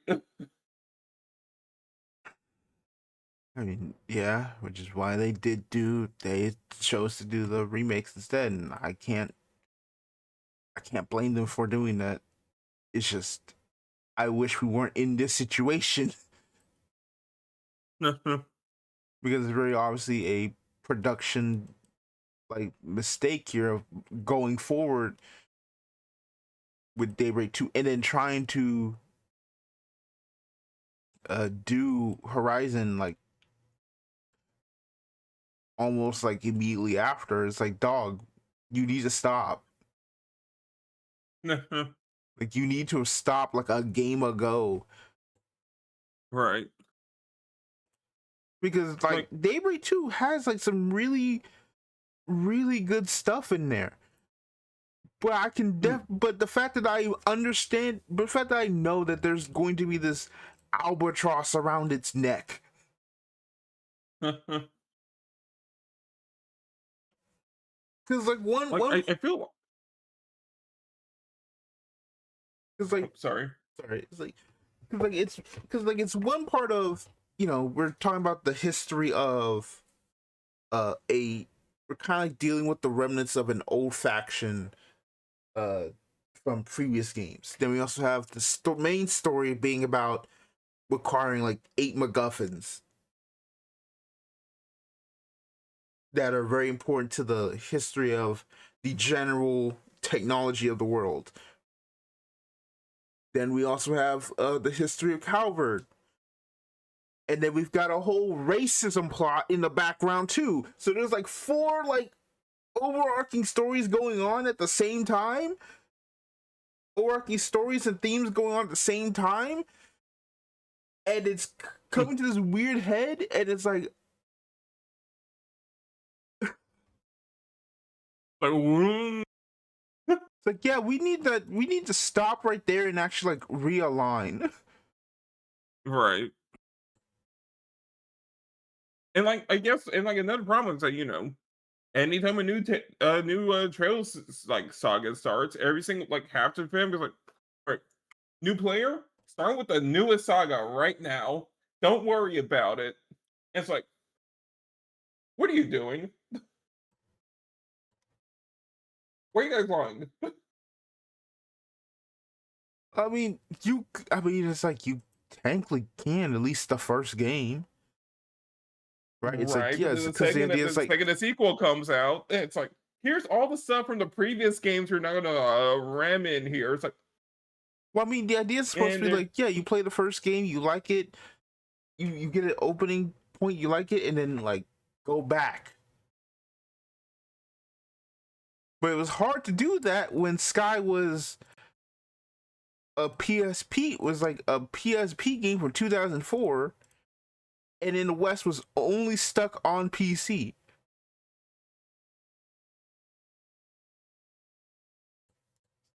I mean, sure, like it's still gonna be like a rough situation though, right? Even with the remakes.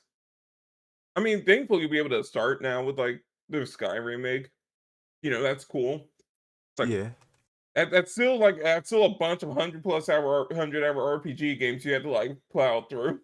Well, actually, here's the even funnier thing. It's like when you kind of consider the original thing, like you actually, it was like you could just start from like people kind of like thinking about it, it's like you could gone to the original Sky games, played that.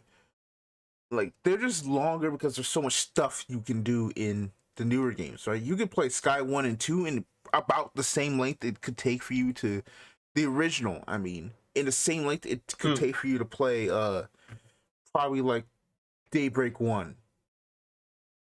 Huh. Like those games were long, but they weren't that long.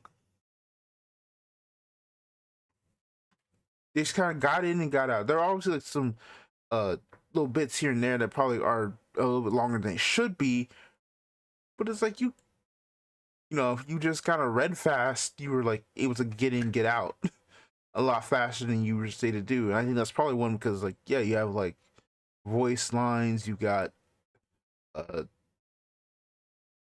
super cinematics, right? Like, You can store all of that stuff in a PSP disc. yeah, it's kind of like it's kind of like how like modern fighting game, like people think about like fighting games right now, is like, uh, man, I remember when the old fighting games just did a super. It happened, you got it, and then you got back to the fight.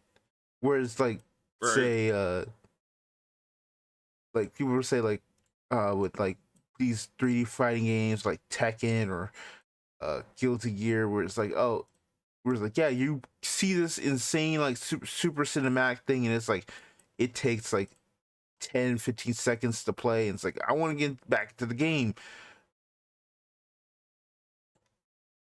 I mean, obviously Yeah. there are obviously like some like uh things where I feel like an insta kill should be that flashy cinematic thing, because like, yeah, no, you pulled it off and your opponent completely messed up. Yeah, they should watch them be destroyed immediately. You should watch the super cinematic because you messed up.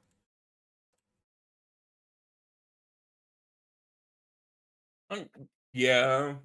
It's like you also kind of want to get to the next round. Yep. It's kind of like those momentum. It's like those momentum killers. Mhm.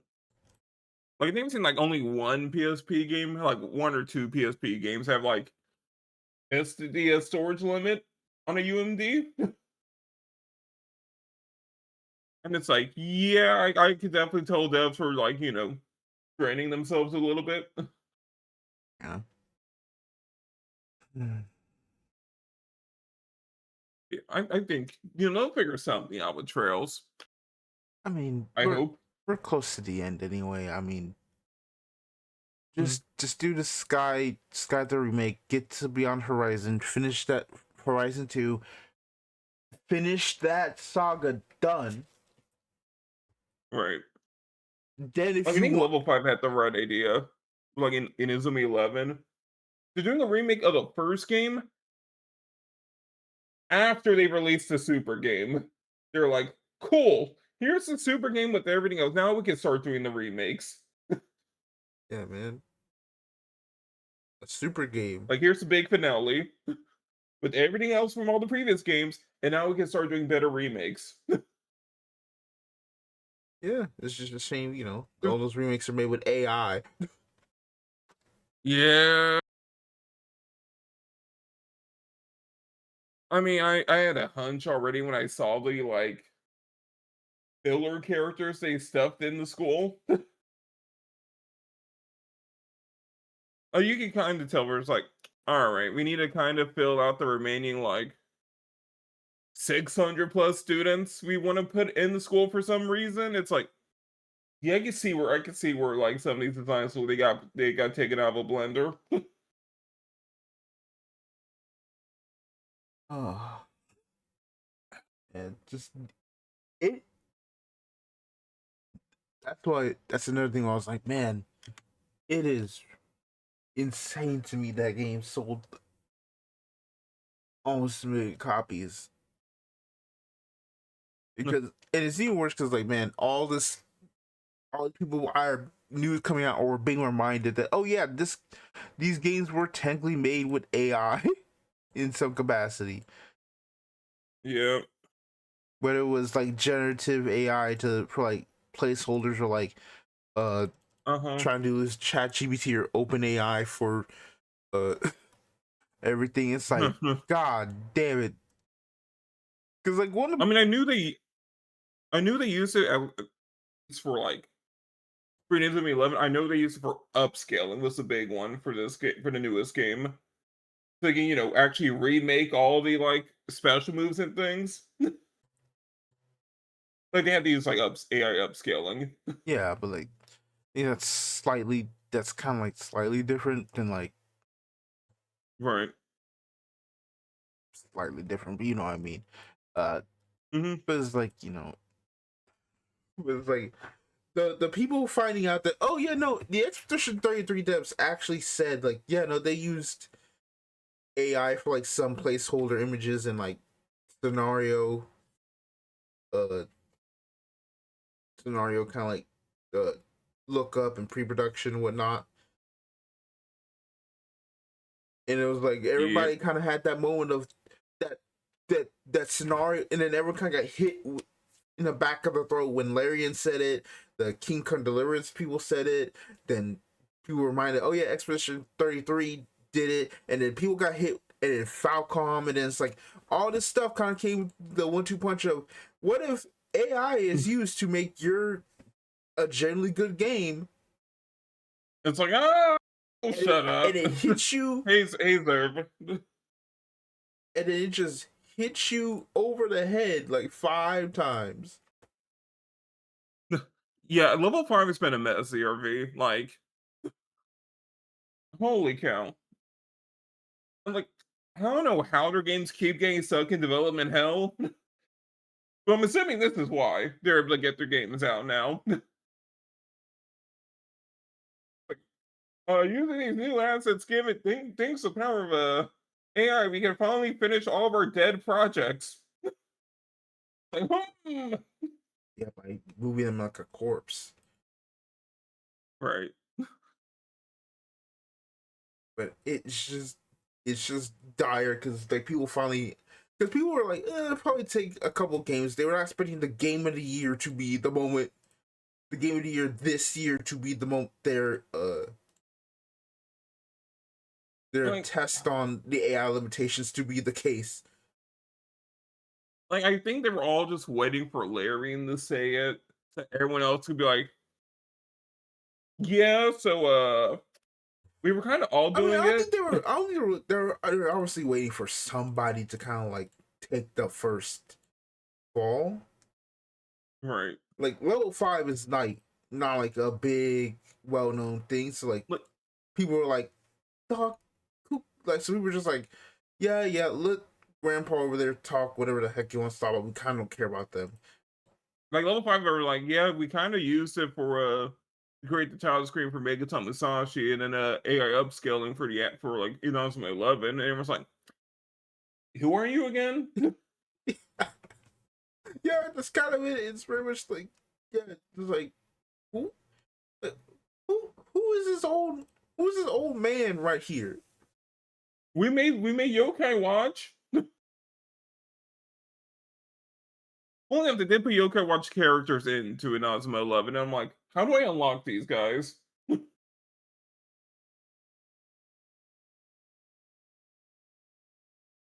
Like, like, so, uh, sort of, yeah, Larry uses AI for inspiration, but it's like, isn't that the part You're of? still kinda you're still taking from another person's work.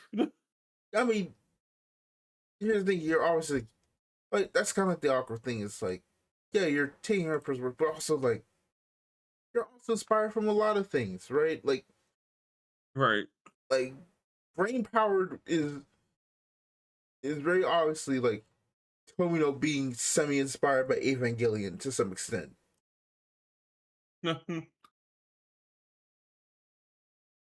Same with like Rossifon, right? Like a lot of like 2000s mecha were obviously inspired by Evangelion. Oh, you have to see, like, how many times, like, Evangelion and Ultraman, like, swapped hands. Yeah, But they just keep cross-referencing each other, like, endlessly. It's kinda funny. yeah, I mean, I don't know. Like, so it's not as if like it's not as if that isn't the case. But I think Right. it made people It's kind like, of upset just because do like things the old way. Back in my day, we just had Pinterest and we had, like, mood boards, and we were good. yeah, it's more like you went to a third party who grabbed a bunch of stuff and just slapped it here when it's like you could have like done a regular Google search. You could have done something like a Google search would just done easily and got it over with. Right. That's kind of the problem is like AI takes from a pool of stuff and doesn't really, give credit to it depending on the thing. Like at the very least, at least for right now, at least like when you go on Google and you look for like Gundam, that AI overview thing at least is like tries to like give you links to like details and whatnot. Everything at least tries to reference it. Like I don't know what any of these what AI they were using that was referencing like that, but it's still like it, it's that feeling of someone else did the work for you as opposed to you just having that natural inspiration. And we don't know what exactly they used it with or what was brought on. So it's like you can never like get plagiarism, right? That's kind of another thing like people kind of like Also, let it be known, Expedition is basically the same thing with Expedition 33, and they still have to remove some actual generative AI assets out of it. It's like, you can say it's just for inspiration, right? mm-hmm. But also,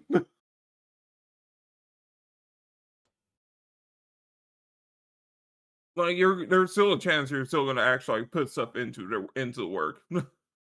Yeah, I think that's a reprocess or experimenting with it. And Like, I get what you're saying, Proto. Like, like I don't but they were also pushing for it. Or at least they're giving their active endorsement of the technology. I don't think they're actively endorsing it. I think just like they want to use it. Now, Microsoft is an active endorsement without a doubt. Like they are active. Like we just literally talked about them saying like we're gonna replace all the C plus, the C plus plus code in everything currently with the whole other thing. It's like y'all been taught C plus plus for years. They teach that in school. Like, what are you doing? Like now people just trying to figure out stuff in the future and it's like trying to fix it. Like, I don't know how to fix it. Like, I don't know how to fix it. I don't know what this code is. This is literally Right. gobbledygook.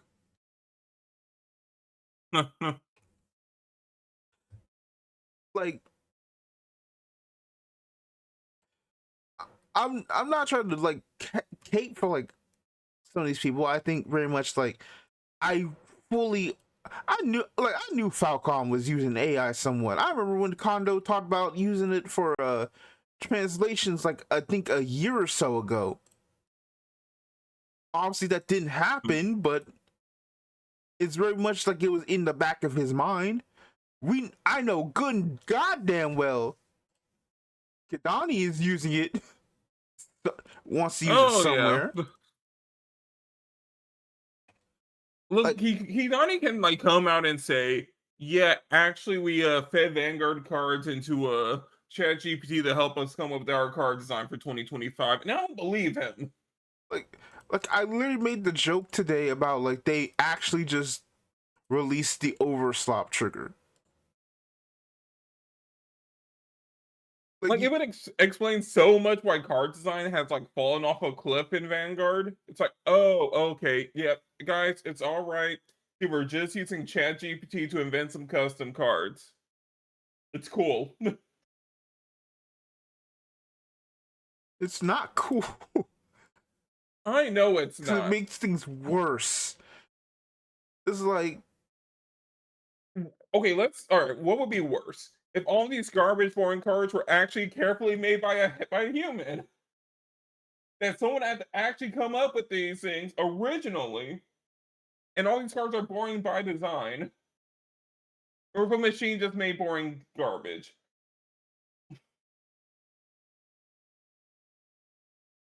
Which one would be worse? um, you kind of got me. I don't know. It's kind of it, but I'll I be think back in a minute. I'll I let you think think either of way, that. it is entirely dire. Oh yeah, I'll be right back. All right, you're back. Like, All great, the right. first AI generated protagonist Vanguard. Uh,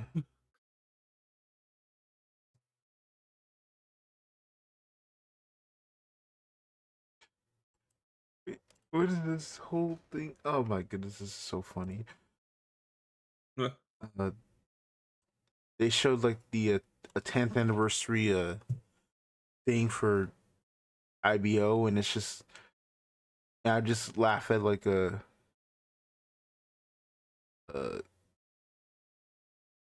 I'm just kind of laughing at their fits. I just like Atra who's just wearing just a giant bow.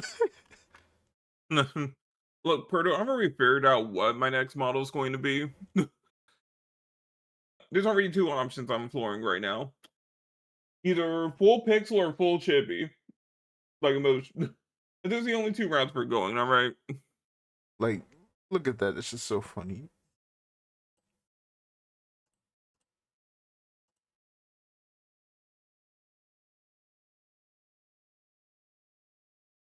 Oh wow. Okay, the giant bow is pretty funny.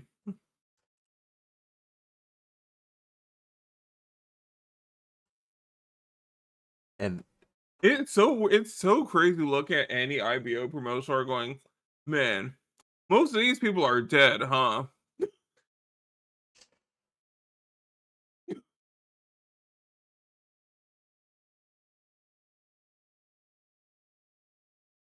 Like I'm like, oh, there are only like 4 characters in this image left. Yeesh.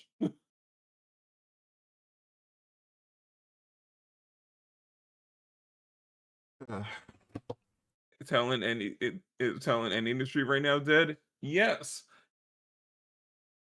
Man, VTuber corporations keep dying. It's crazy. okay, but It's like every month a new corporation just vanishes. don't worry, we still got there's Beatspo. They still got that card game that exists.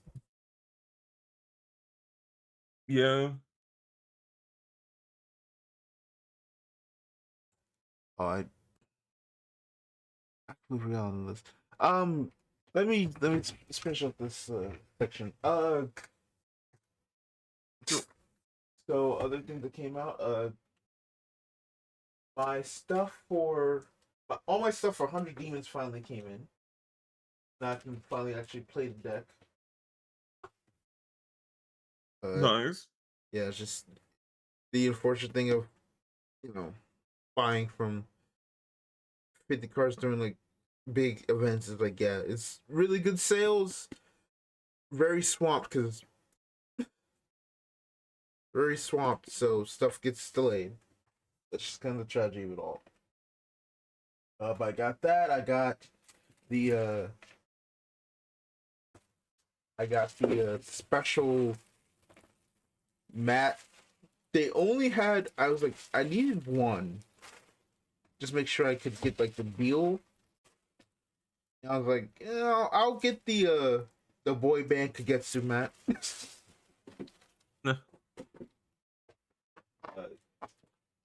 And I also got it. I wasn't expecting, but apparently I got two copies of the Divine's Deluxe Mega Me design for the sleeves. Sweet. And that's kind of it. Got my got the Deus Monster. Now I'm caught up on all the Atmon stuff for Digimon. You're like the one Appmon fan on the planet. I'm not even an Atmon fan. I just think the idea is neat. So I just kind of collected all the cards. Uh, and Gunpla updates. I went for the 40% off sale. Found the Freedom Gundam, real grade, the Dotterbald, HG, and I got the Destiny Gundam Spec 2, which is the one with the Zeus silhouette. God, they should have just made that a master grade. Like the box is literally the size of the only other like each high grade I have bigger than that is the Ksatria. I feel like Re 100 exists for things like this and they just don't do it. Yeah, I remember Re 100.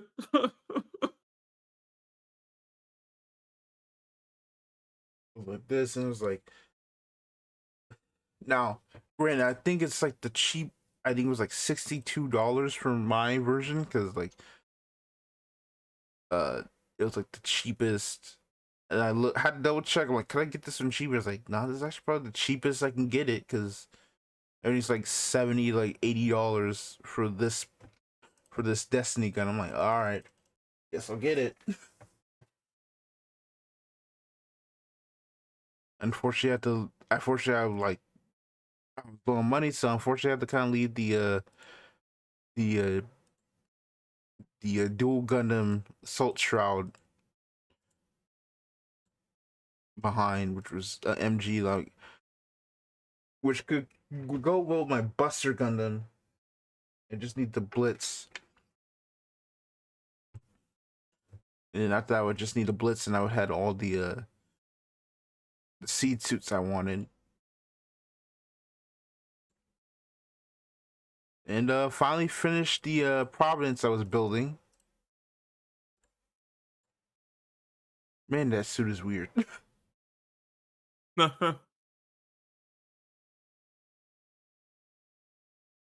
like it's such a interesting suit, but also like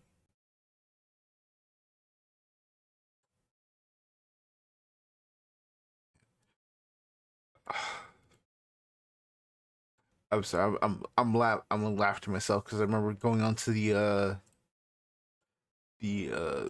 Gundam the Gundam subreddit and the let me see if I can find it real quick. But it was somebody like talking about the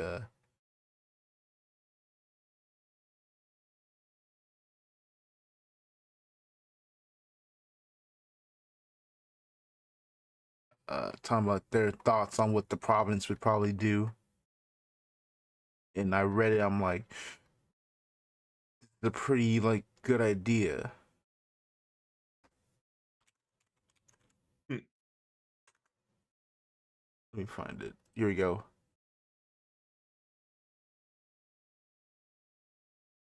Someone said 7436 deploy 3 Dragoon tokens, 1 support 1. No, that's not it. Oh, it was a breach 4 during link once per turn. If an attack called by this unit is blocked by a unit with blocker, set this unit as active instead, and the original target of the attack gets 4 damage. This unit cannot attack again after this is resolved. Huh. And I was like, That's kind of neat. that's kind of neat, and I realized what it's referencing.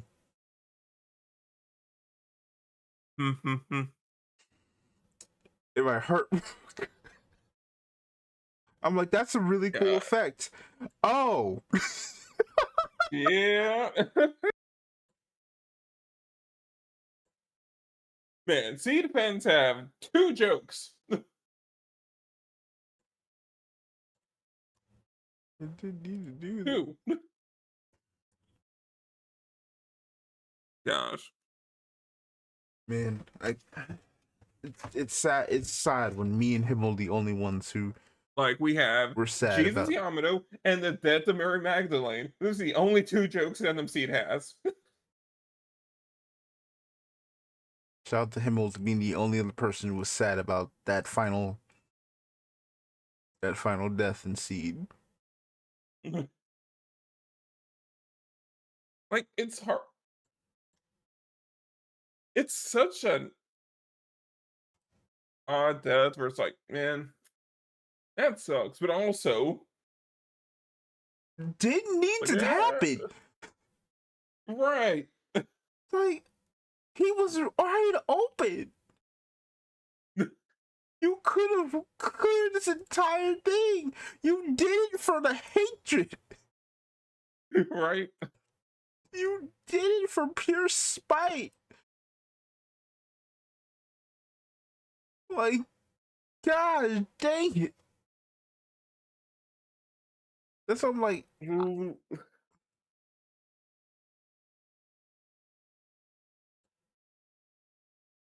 Like, sometimes you just have to rack up one final kill on the tally.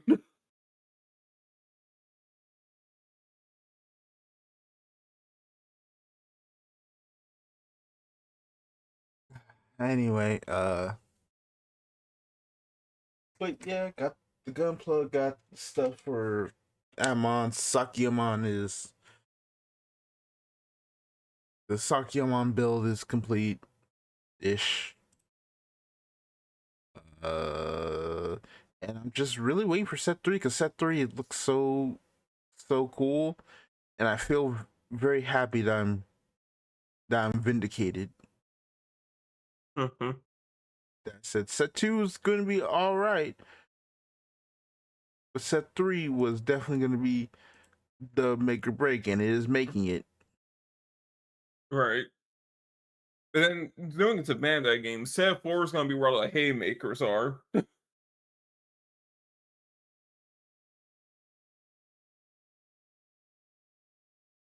just have a hunch.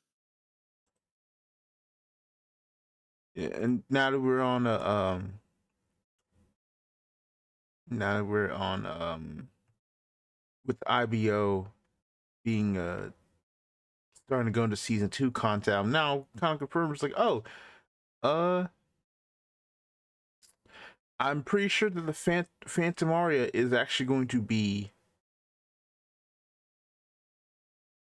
Phantom Aria. Actually's cover card is actually going to be is going to be Vidar. That makes sense. Because I wonder what they're going to do with the. I wonder what they're going to do with that die and save grazes effect. we'll deal with that when we get there.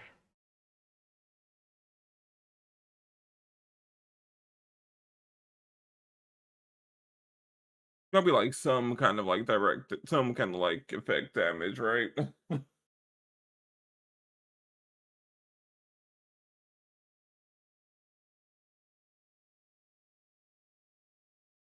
Depends Probably. on the bunch of DLC for Digimon. I still need to finish Time Stranger. I haven't even thought about the DLC. I'm not gonna lie. I'm hearing it's not looking worth it. Yeah, that's the vibe I'm getting from the DLC. It's like, if you're a real super fan of Digimon, here's some DLC.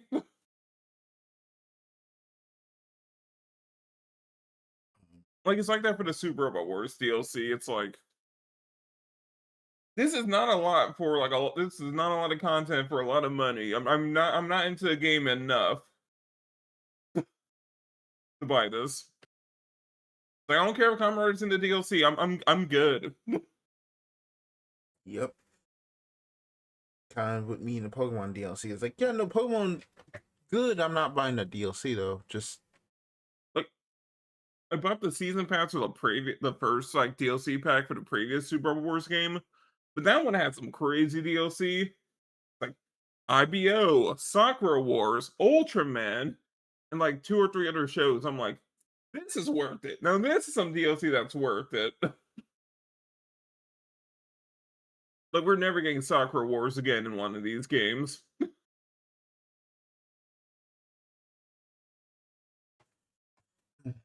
uh, uh, yeah. Anyway, I think that is it. I'm kind of being aware on, kind of like debating whether or not I want to do the new Gundam or the Buster Gundam for my next like Gunpla project. But other than that, oh no, one more thing. I did get my remaining Grand Archive stuff I ordered, so I can play like a budget version of Diana now. So now I just need to actually go to locals and play it. And outside that is basically it for things. So let us move on to the news. Hi. So we've got our news, and first off, we're gonna kind of talk about the Richbound status. So Richbound went sales for the Bologna and Vegas regionals went on sale, and they kind of talked about their thoughts on Houston, kind of how that went, Mhm. and seemed like a lot of good ideas. And then they went on sale, and Oh. simply put, uh,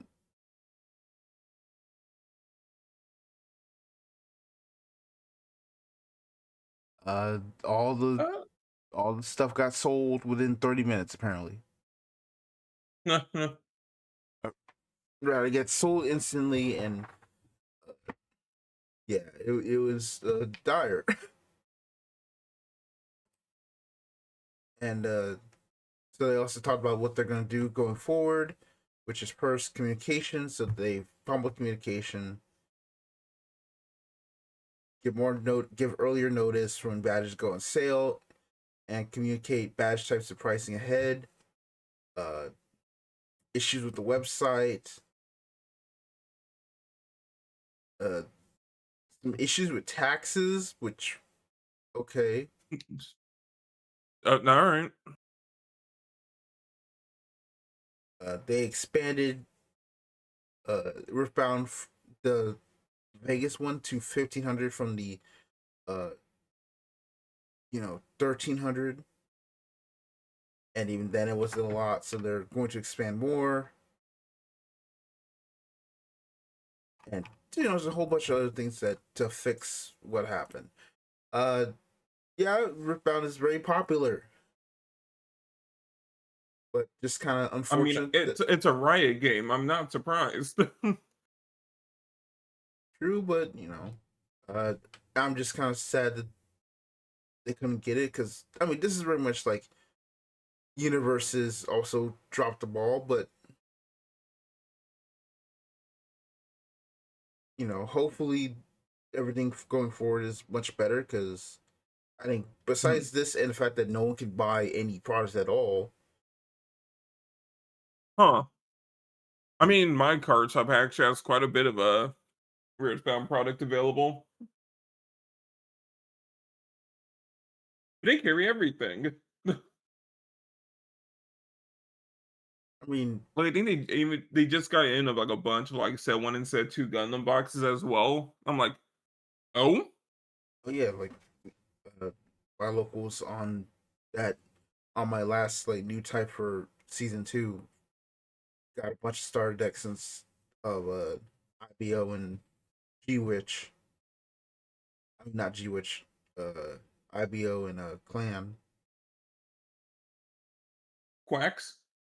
Yeah, Quacks. Yeah, whatever. I all the IBO starters are gone by the time I looked up, but No,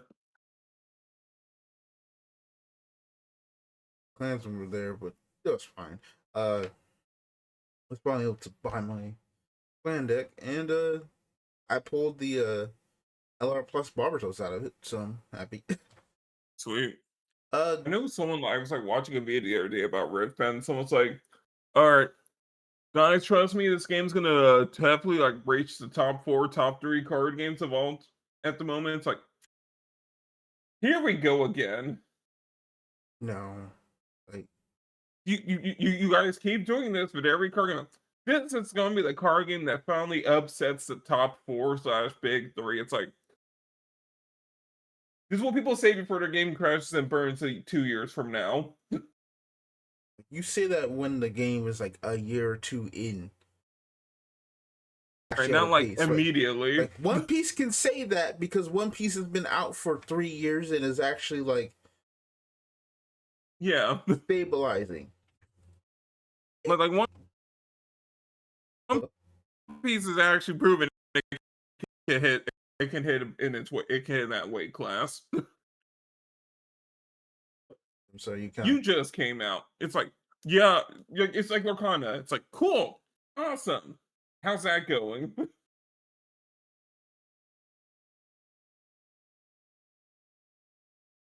I probably should. I need to like get like a. I definitely like in the next year. I will probably get like a feed of like all the like the Lorcana, all the like card game like news things and whatnot. Put them like in a whole group and get that detail. Probably something I should do later. But I believe we tried to keep notes for all the card games for these streams.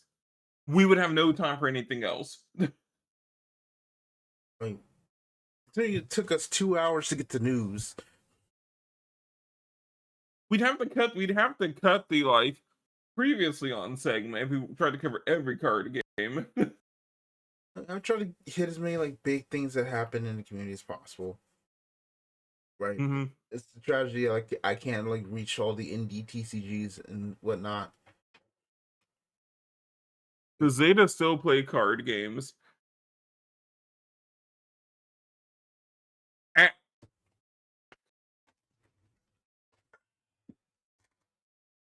Anyway, move on. Next up, Yin Arena got more details about their championships for next year.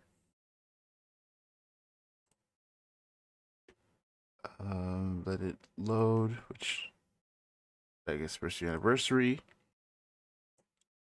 So first off, they get more details about it. Biggest tournament for Uni Arena. So they have offline regionals, 2 waves, which will happen April to July, and then wave 2 will be August, December, and the North American finals will be. So wave 1, April to July, and then wave 2, August, December. Top players will compete in North American finals, and they haven't given much details, but this is different because they only had 1 wave before, so now Huh. they've gotten 2 waves and whatnot. So that's good for people who want to actually play Unarena competitively. Right. On series that are dropping, they've announced that the 100 Girlfriends Who Really, Really, Really, Really, Really Love You is coming to English Unarena. Releases July 10th, 2026. We found. Yep. All right. It's just wise. Yeah, we got a lot to talk about in the next segment. But yeah, it's here. It's Also a Union Arena. It's a jump crossover card game. announced ReZero is coming to Union Arena. Well, Shueisha, not jump. Katakawa? Eh. Yes. Yes. Which ReZero is coming. That's cool. I feel You got, really weird because I feel like my love for ReZero has kind of like deteriorated over time. what is surprised I've only seen like the first episode of ReZero. No, it doesn't surprise me. Alright. Like I don't know, season 2 there, and then I kind of just like fell off around season 3. I want to actually like give it a genuine watch for season 3, but like Dude, that's me with Shield Hero. I got like midway through season 2, I'm like, alright, buddy, stop trying to pretend this is an underdog plot.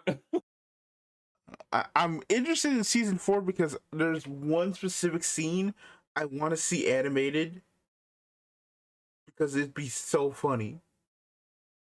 Huh. All right, and for Alright, Japanese Union Arena, D Gray Man is a new series.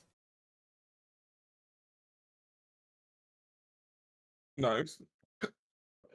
Like we were just reviving D Gray Man in 2025. I mean, it never died. I It mean, just kept going on super hiatus. yeah, but it's like kind of falling out the big like shonen pantheon. So True. uh yeah, so that's all the Union Arena, which three pretty big titles to add there. I know there's probably like a lot more, but this is kind of like the major ones I The saw. major ones. Yep. Now we on to Yu-Gi-Oh! Jump Fest happened and they teased the Limit Over collection, and so they showed this Dark Magician, which was a retrain. We won't go over what the retrain effects are, but like seeing Right. the frame breaks. What did you think about them, Zeta? Long time coming. It's a while. I'm finally glad Yu-Gi-Oh embraced 2025. Now for all the losers who who, like before these guys showing up and kept saying, "But guys, they can't break the card frame. It's tradition." It's like, shut the hell up. You all love these cards now. But they were all complaining up until they finally saw what cards looks like. Cool. You're fine with the layout changes. Can we rush tool it up a bit more? Yep. I mean, this is like the first wave. They can always improve, but they look really good so far. I think my Oh yeah, issue is they kind look of like great. the name wording is kind of a little iffy, but that needs to be fixed. So Oh. Hmm. on to the Yu-Gi-Oh organization part.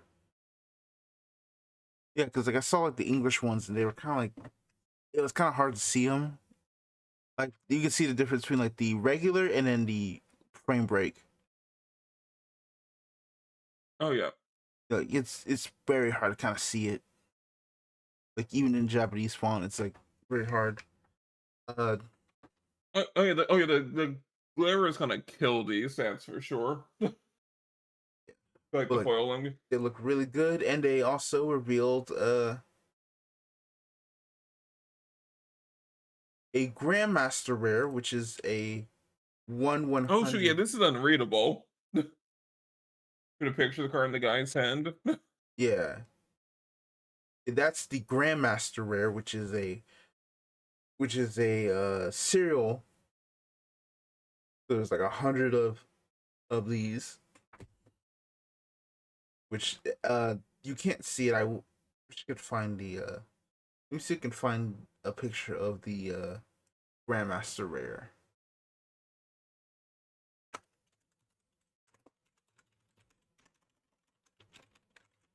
Let's see if I can find. There's gonna be a Seto Kaiba gimmick account that's gonna pop up the second these come out in English.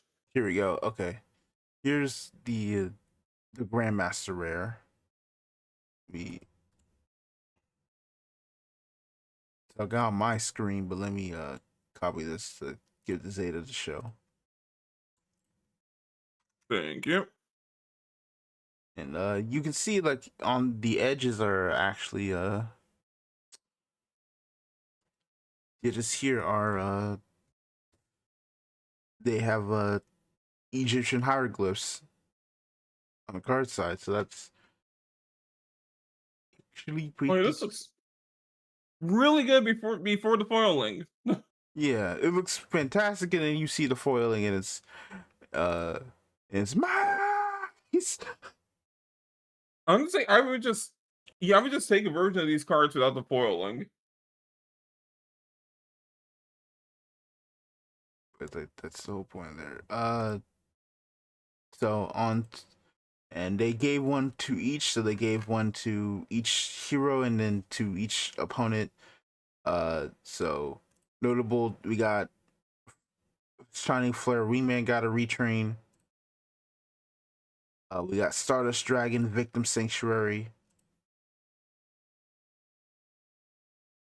which that looks this is like probably my favorite card because it is basically just a make this first before you go into Junk Speeder.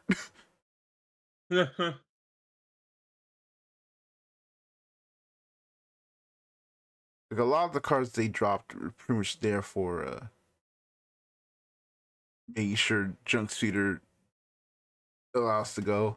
Utopia gets a card that gives it its number effects. Odd Eyes Pendulum Dragon gets a new one. They remember pendulums exist. And Deco Togger Cool. integration. So they all look really sweet. You also got confirmation that Raid Collection 5 will have in English will have these.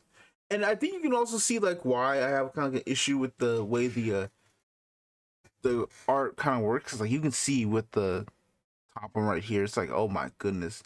You can see it with Krijikiri in Dominus Purge a lot more. It's like, oh yeah, these are oh yeah, this color of the font is not helping. No. They look so cool except for one.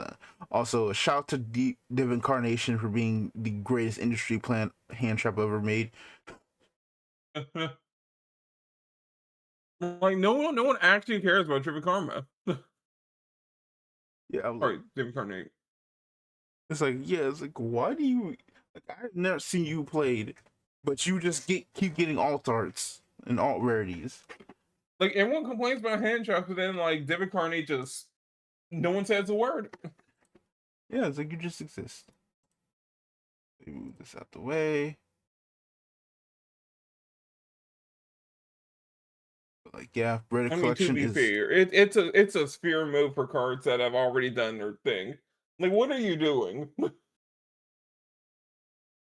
but Purge and Impulse probably there. They said Nuke sending art cards in Red Collection 5, first time ever. They'll be in the 5th slot.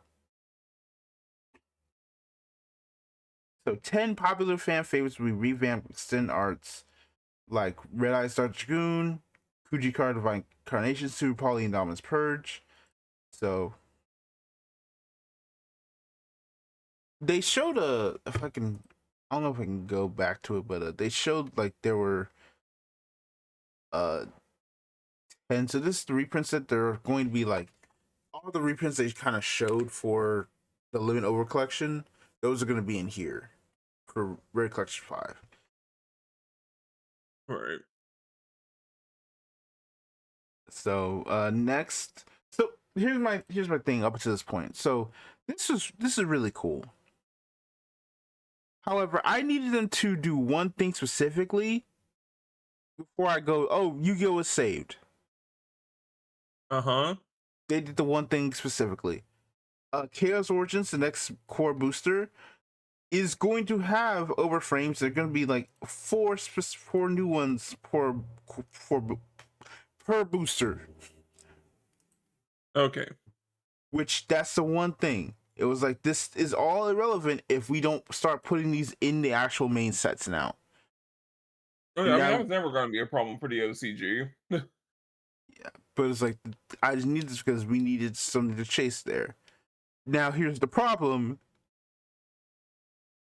are the 4 they're gonna choose gonna be the same they choose for the TCG later? Because they do No. that stuff. Probably not. At least one of those, it's like, at least one of the overframes for the TCG will be for the TCG exclusive, like, world premiere. Probably. Yeah, probably. I'll be right back again. This is pretty cool. All right. We'll be right back, guys. I didn't switch back yet. Oh. All right. Say it again. Oops. But yeah, like, this is all great stuff. Like, still have to see what the OCG is going to do, but generally speaking, Yu-Gi-Oh just kind of needs a new anime at this point to really complete things.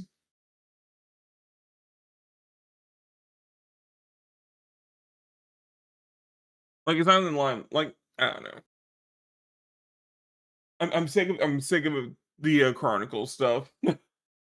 Uh, yeah. Um.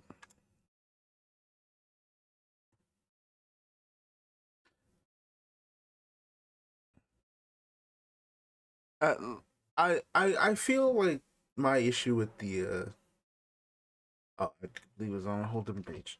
My issue with the Chronicle stuff was uh I like the Chronicle stuff, don't get me wrong, but it feels really, really awkward. That Right.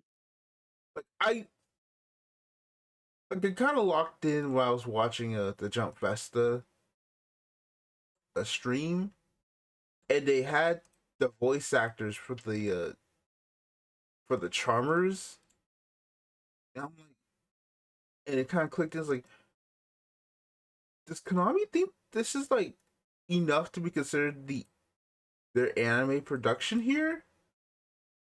Like, why would you get the voice actors for characters who are not like in a show,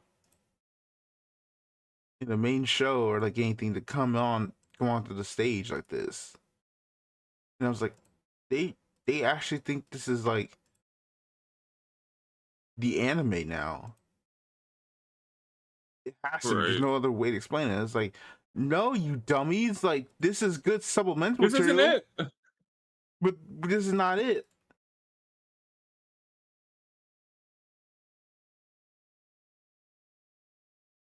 Like, I don't even need a new gimmick.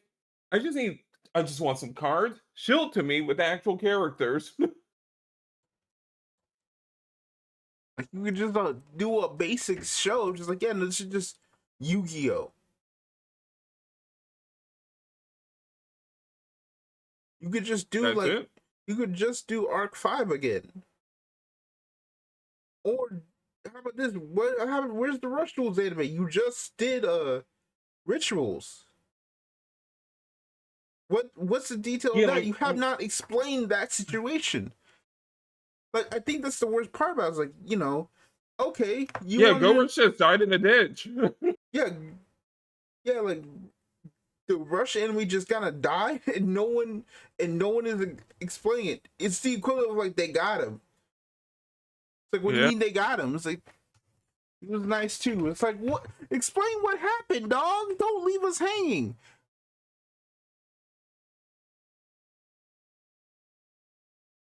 Like, what happened?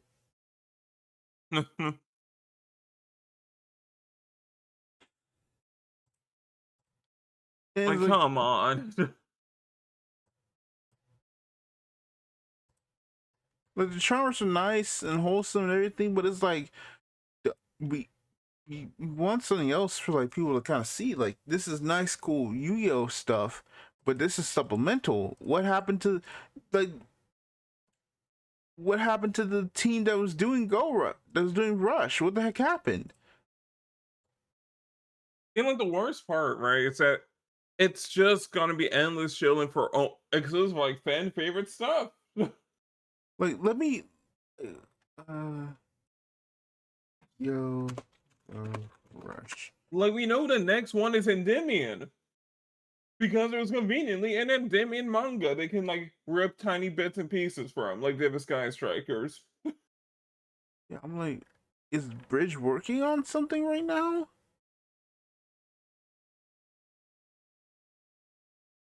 Is it doing stuff for?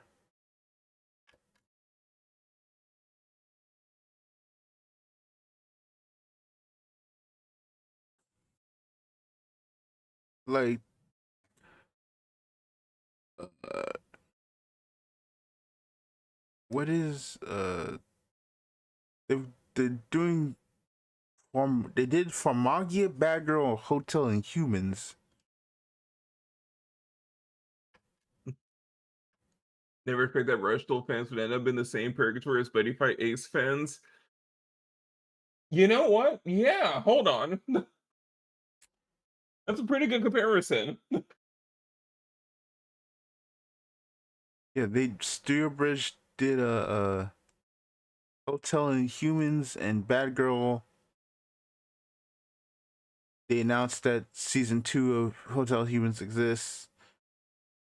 I've never heard of this series before.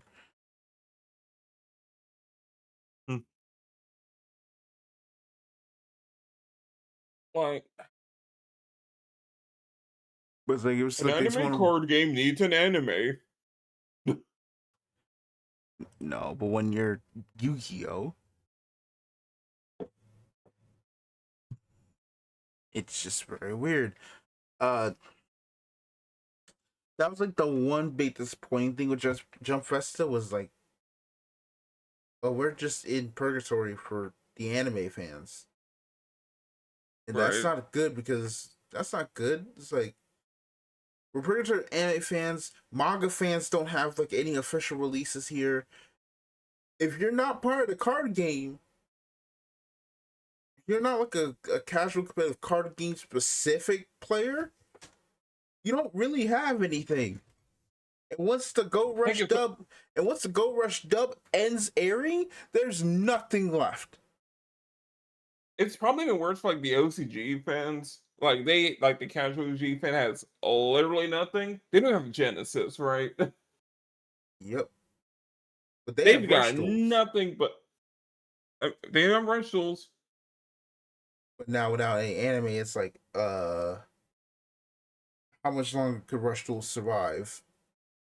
Right. Because that's the whole point of a multimedia project. It is the anime is another source of marketing. When you don't Uh-huh. have that piece of marketing, what what happens? Well, little Timmy on watching TV is going to miss out on another anime, right? They won't Yeah. know about Yu-Gi-Oh still existing. They'll probably just think it's dead unless they go to the store. All right. Anyway, move on to Shadowverse news.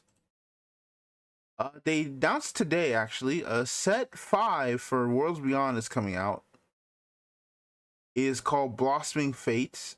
It is a, if I can pull up details, it is a set based on the Arcana against these kind of like game gods. So the Arcana are coming back to Shadowverse alongside a whole new thing. They announced that the story update will be about Garen, the Dragoncraft leader, and him fighting the evil token Rambu. I mean,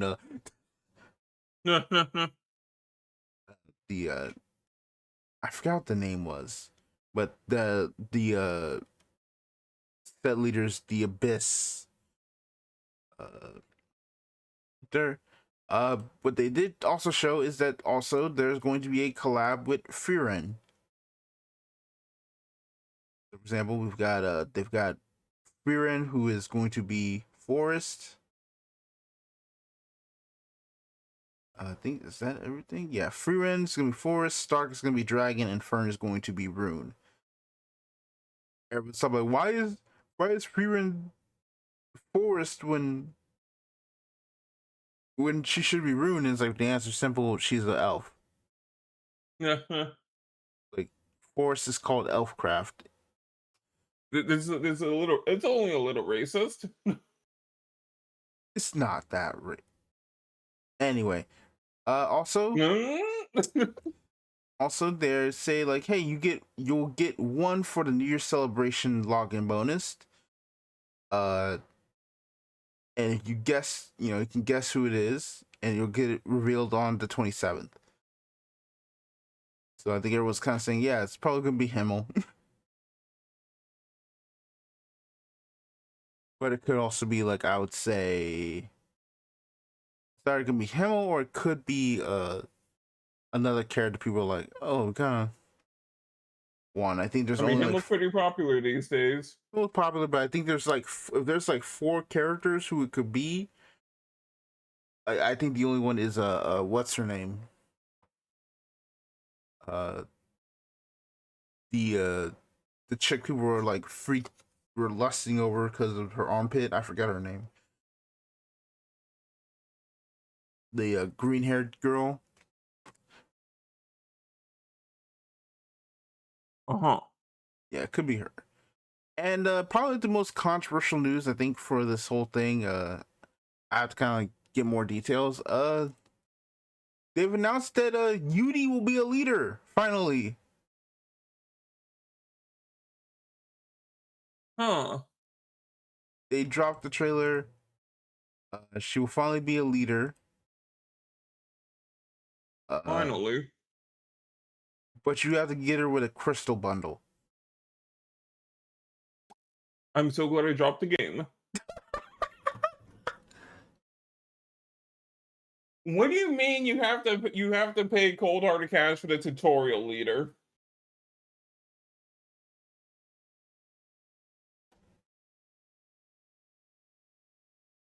Excuse me?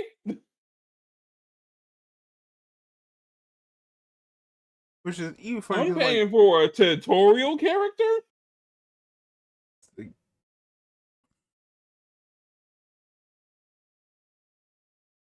it's also just funny because like, why on earth?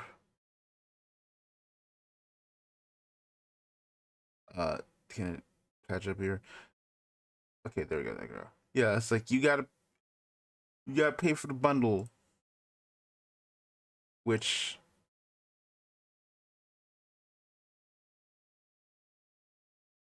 is crazy to me because like you couldn't given her to free with this update.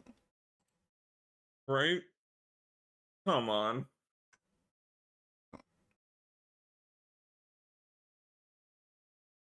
It's just insanely funny.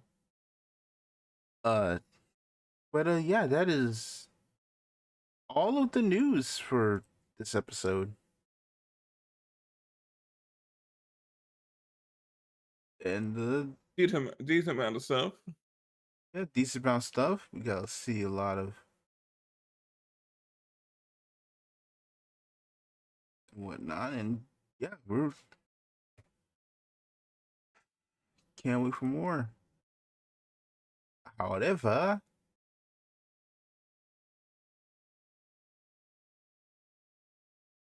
that will be the technically end of this podcast. You'll see why later, but for now we're going to have to call it here. Uh, and man, it is we actually did it. Like this is our last podcast of our last regular podcast of the year. We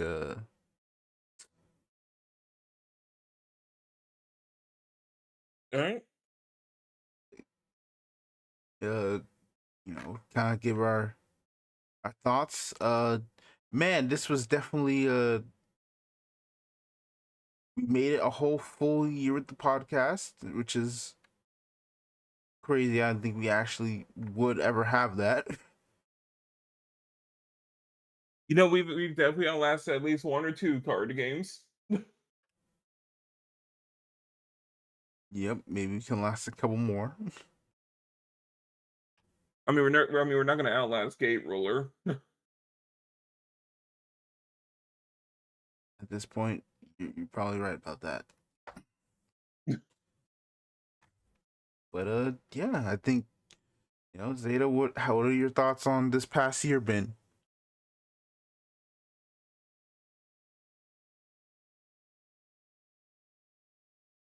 But I mean, the podcast's been doing all right. I'm sure I'm crucified like more pieces of media than any one person should in a year. And I'm gonna keep doing it.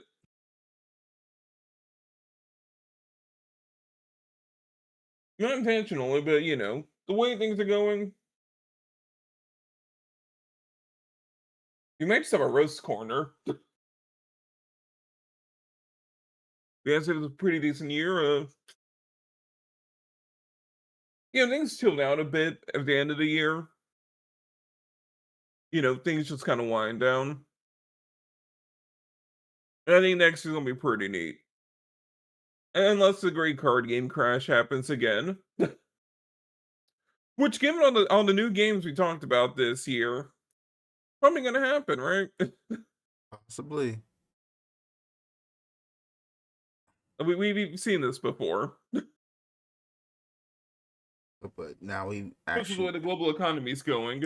yep. But now we're going to live it, and oh god. Yep. Well, I mean, it'll be pretty interesting for the podcast. It's like, all right, guys, another game has closed its doors this week.